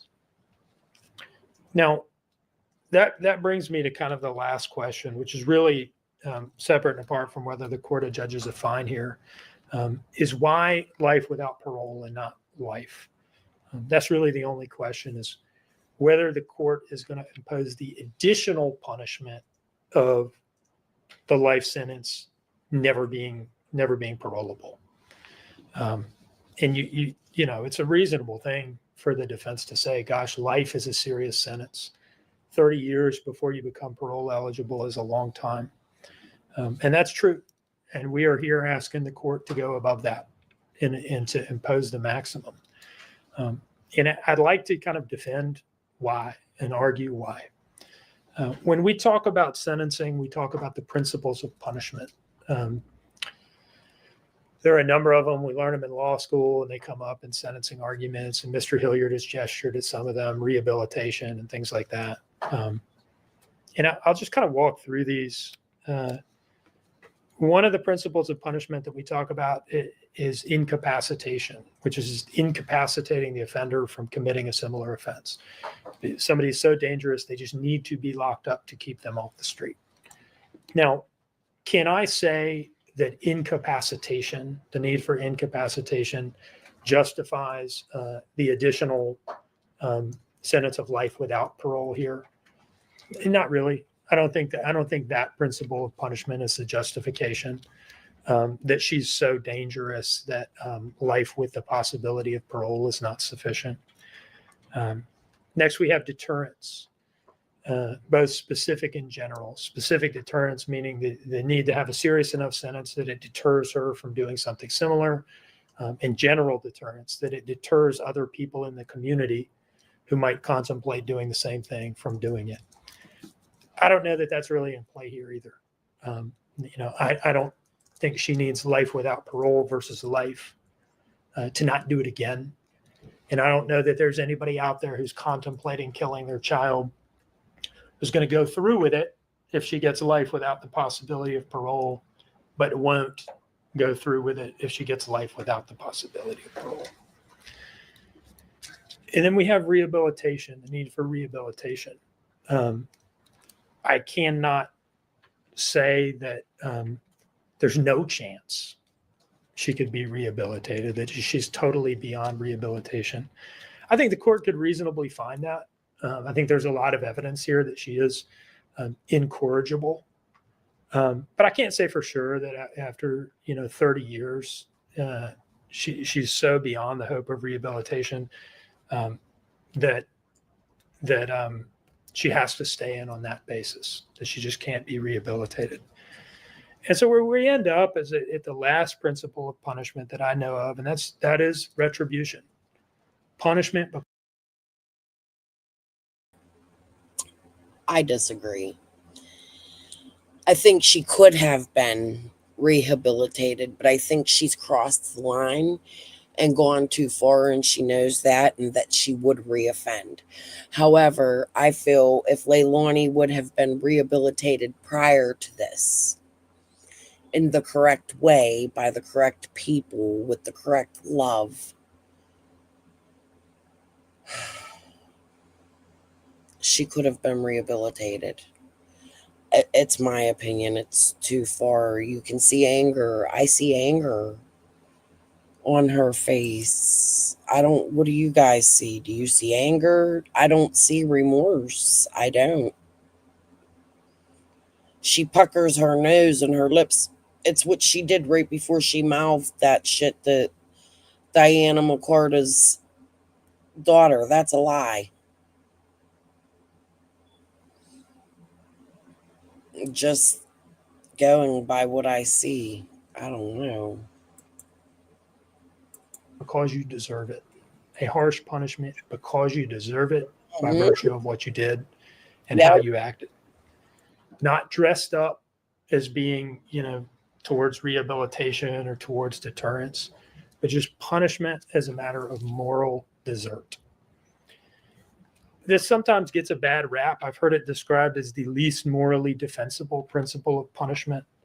That somehow punishment dressed up as being for rehabilitation or being for deterrence is somehow morally acceptable. That punishment simply because you deserve it, because of what you did. But I don't think that's right. I don't think that's right. For one, it is the principle of punishment that, to the state's view, most lines up with the average person's intuition about what punishment is for and their concept of justice. That it is actually okay and right and good to punish people harshly simply because they deserve it and not justify it further. You have to get really educated to learn that universal moral intuition is actually a bad thing or somehow wrong. Now, we sometimes kind of accept that what people say about retributive punishment is true, that it is less defensible than the other principles of punishment. But there's not a consensus on this. That is actually not the consensus view. There are a lot of very smart academics and legal philosophers who continue to defend and make the case for retribution. There's an article by a legal academic, Dan Markle. He's a professor at Florida State Law School. Coincidentally and tragically, he was actually murdered himself. But he wrote on retributive punishment. In a 2011 article that I found, he talks about how it has both a communicative function and an expressive function. that punishment, retributive punishment, because you deserve it, a harsh sentence, just because you deserve it and you did a really bad thing, communicates to the defendant the seriousness of what they did and society's lack of acceptance for it. And it performs an expressive function too. Communicates to the defendant the seriousness of what she did, and it forms an expressive function. It expresses to society how seriously the court takes behavior like this. And, I've got some long quotes in here from these articles. I think I will not read them. I think I will just kind of restate that in my words. Another way of saying this is a severe sentence, here the harshest one under the law is what we're asking for, sends a message to both her and to the community. And she needs the message. Quite frankly, she needs the message. She doesn't get it. She needs to receive a solemn statement from the court that for an offense like this and for aggravating circumstances like this, the only punishment that will do, the only punishment that will adequately get through to her the seriousness of what she's done and just how unacceptable her actions are, is the maximum sentence under the law. That appears to be, at this point, the only thing that the court can do to try to get through to her. This letter to WTOC is dated September of this year. She still doesn't get it. And the court should send her a message. One, this is nonsense. And two, you deserve the most severe sanction that the court can lay on you. The court should send the community a message too. To the people. I don't know the outcome yet, Pam. Don't tell me. I didn't watch the ending on purpose. I wanted to watch it with you guys. I'm still going by my gut, but I'm sure whatever the judge does, she has her reason for it, and I appreciate this judge, so I'm not going to put her down if I'm angry or not, but she got more than Casey did. At least it shows something in this country, right? You can't just go around killing your babies. People that cared about Quinton, who knew him during his life, he was a child in their lives, and the people who came to know him only after the defendant killed him. And why do these people care about him? Simply because he was a child in their community, and that is enough. The court should send a message to them that their intuition about how monstrous it is for a mother to kill her own child and then act like she acted in the aftermath, and what the price tag for that ought to be, that intuition that they have is entirely correct and is shared by the justice system and by the court, which is really their justice system and their court. Thank you, Your Honor. Mr. Dean, I was looking for the email, and I believe the computer that I'm looking at has not updated, and I would like to have that before me. Would you also pass up? Yeah, thank you.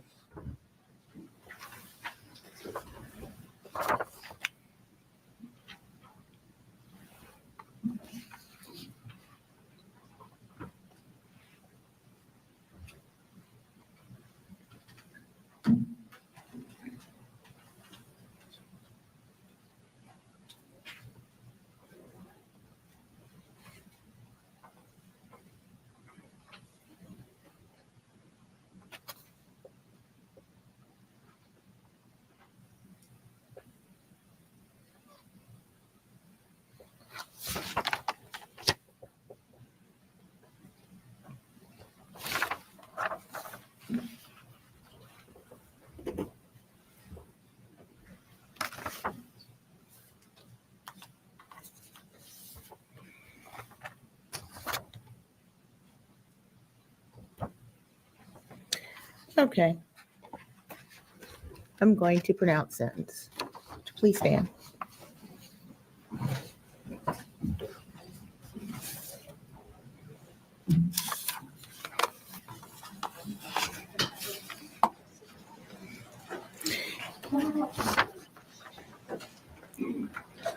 The one thing that I will say before pronouncing sentence is clearly little Quinton Simon's life and death impacted many, many individuals, but also the community at large. Leilani Marie Simon, the court sentences you as follows.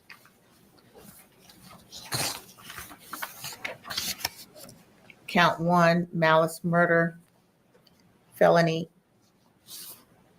life with the possibility of parole. Count 2, felony murder, vacated by operation of law. Count 3, felony murder is vacated by operation of law. Count 4, concealing the death of another, 10 years consecutive to count 1.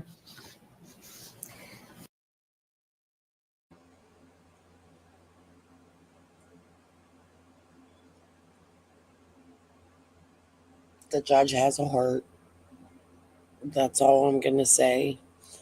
The vacated is because they combined the 3 charges together, like the 6 charges, to make 3.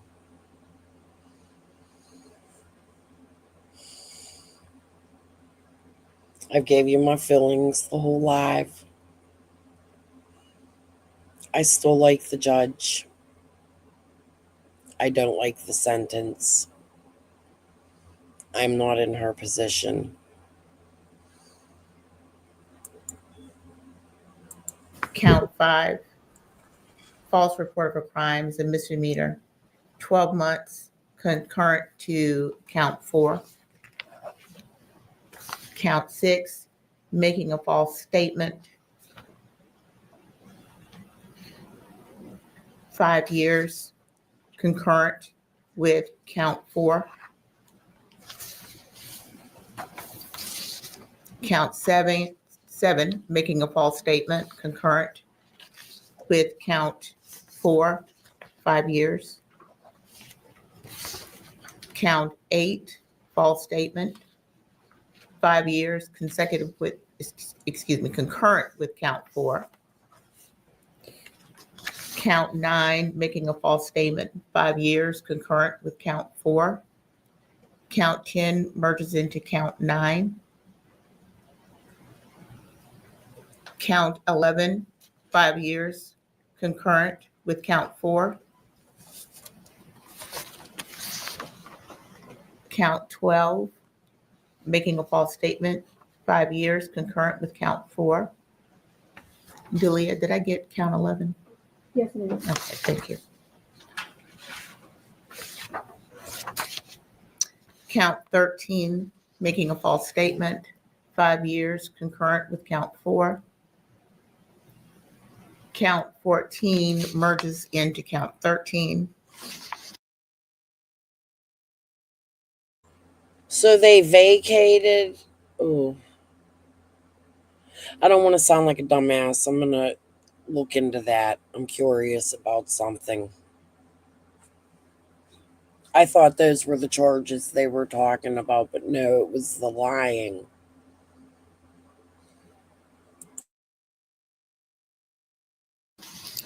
Count 15, 5 years concurrent with count 4. Count 16, making a false statement, 5 years concurrent with count 4. Count 17 merges into 16. Count 18, 5 years to serve concurrent with count 4. And false statements, making a false statement, count 19 concurrent with count 4. That is 5 years as well.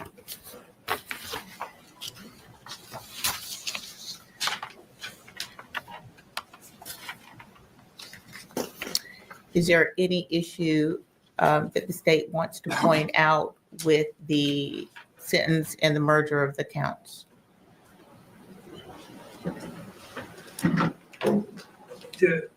Was count 4, the 10 years to serve on count 4, is that consecutive to count 1? It is consecutive to count 1. And may I presume that the court is not imposing any fines? No. Mr. Hilliard? So just to make sure, life plus 10 is the operative sentence. Life plus 10. Life with pump. And I guess we should do the state appeal as well. So. And with that, Ms. Simon, you are hereby notified that under the law of Georgia, you are entitled to appeal the guilty verdict of the court.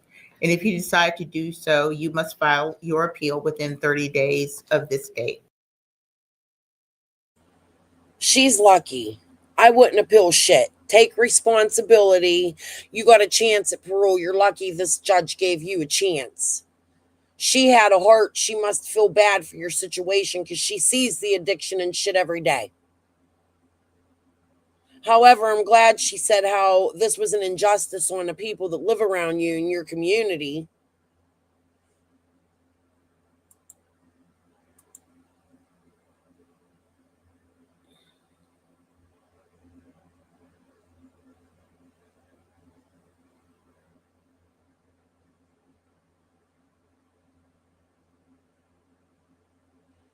Where on Ziggy? Where did she say? Has she done a recent interview? We'll talk about it next stream. I have to like 6, 7, 8. I don't know. My husband got a double tomorrow. He's right. Let me check the day of the week. Yeah, my husband got a double. He only gets to come home and get 4 hours of sleep, and I slept till almost 10. So I'm bored and good for a while. Hundreds, thousands, diamond eyes. He was the cutest little boy, and when you hear them talk about him being bow-legged, and even to hear Danny's mom say that she loved Quentin and she did get to spend some time with him. It wasn't a whole lot of time, but it was enough to, like,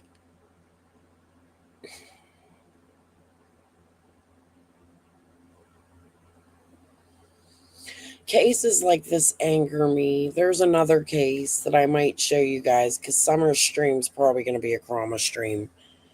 It's going to be nothing. It's going to be about Jody Sue because she threw me in her title and I fell asleep listening to her stream today. Now I'm working with Matthew and Ziggy and Fred and her fucking made up reality. It got me thinking like she's trying to create a diversion. Let's not get into it here. But Fred said the other day, we're going to have to go over it. I'll have to pull apart my Fred videos again.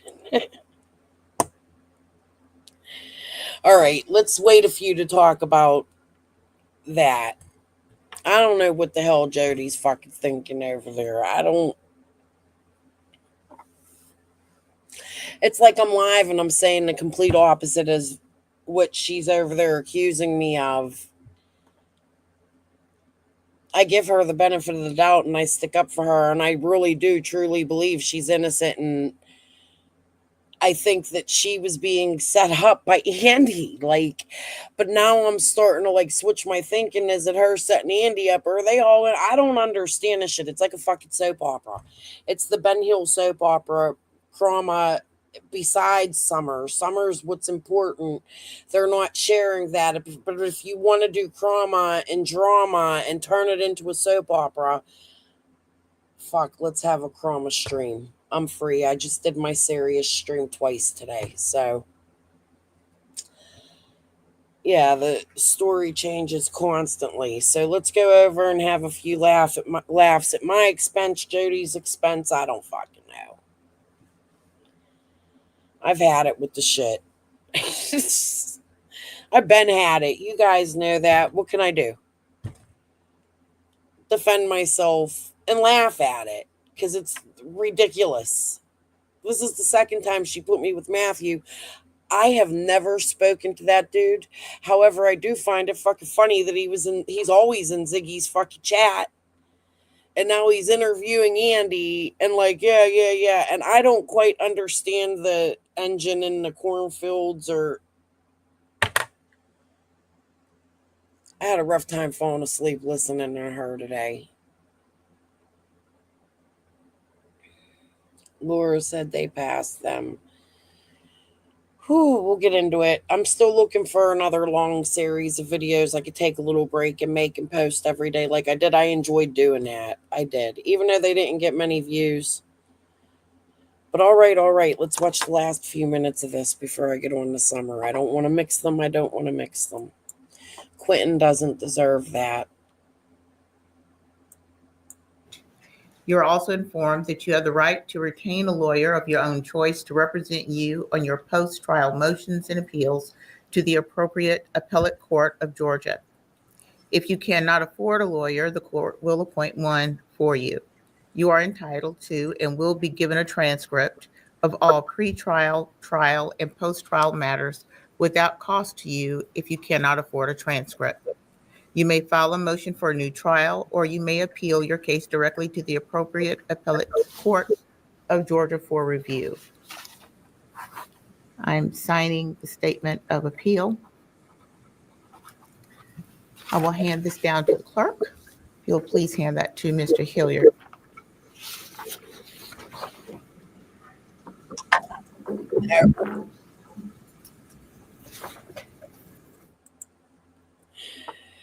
No.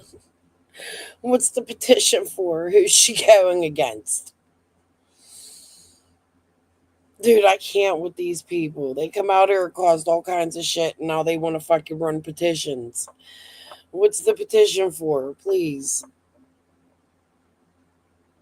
Someone entertain me. She just might what?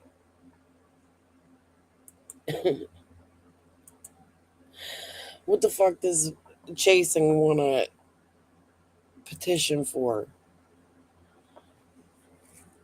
Oh, God. Oh, appeal.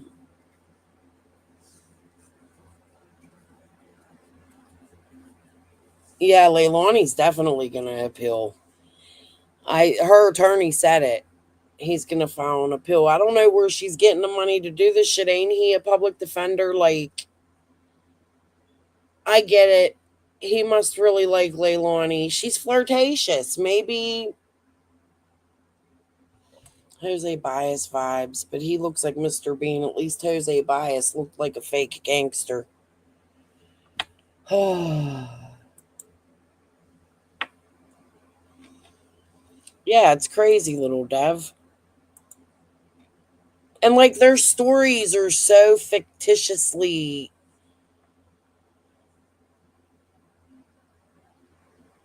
like we're on All My Children or One Life to Live, or there got to be a name for it. I might make a Chasing spoke of a Tennessee law on the books. What's the law?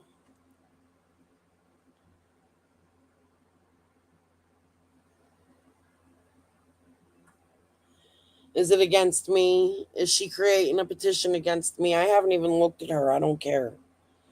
I have opinions, and I don't care what their opinions are of me. They got something to say, they can come over here and say it. Here's a petition I'll give for you.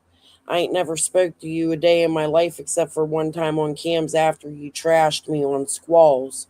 You knew nothing about me, and you had no reason for doing that. If the law's about Andy and his public, very public, drug charges where he was involved with a huge ring that was busted, that was like doing shit all over America, then you have an issue and it's no petition. You're going to win, so you go ahead. We all have a right to freedom of speech in this country, and like I tell a lot of you, kiss my whole white ass. Oh, I seen something. Thanks for reminding me. I gotta watch that. I seen a video pop up that she was in court.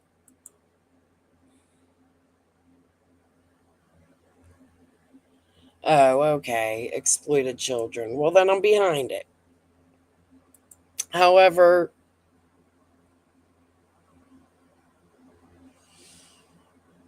billboards,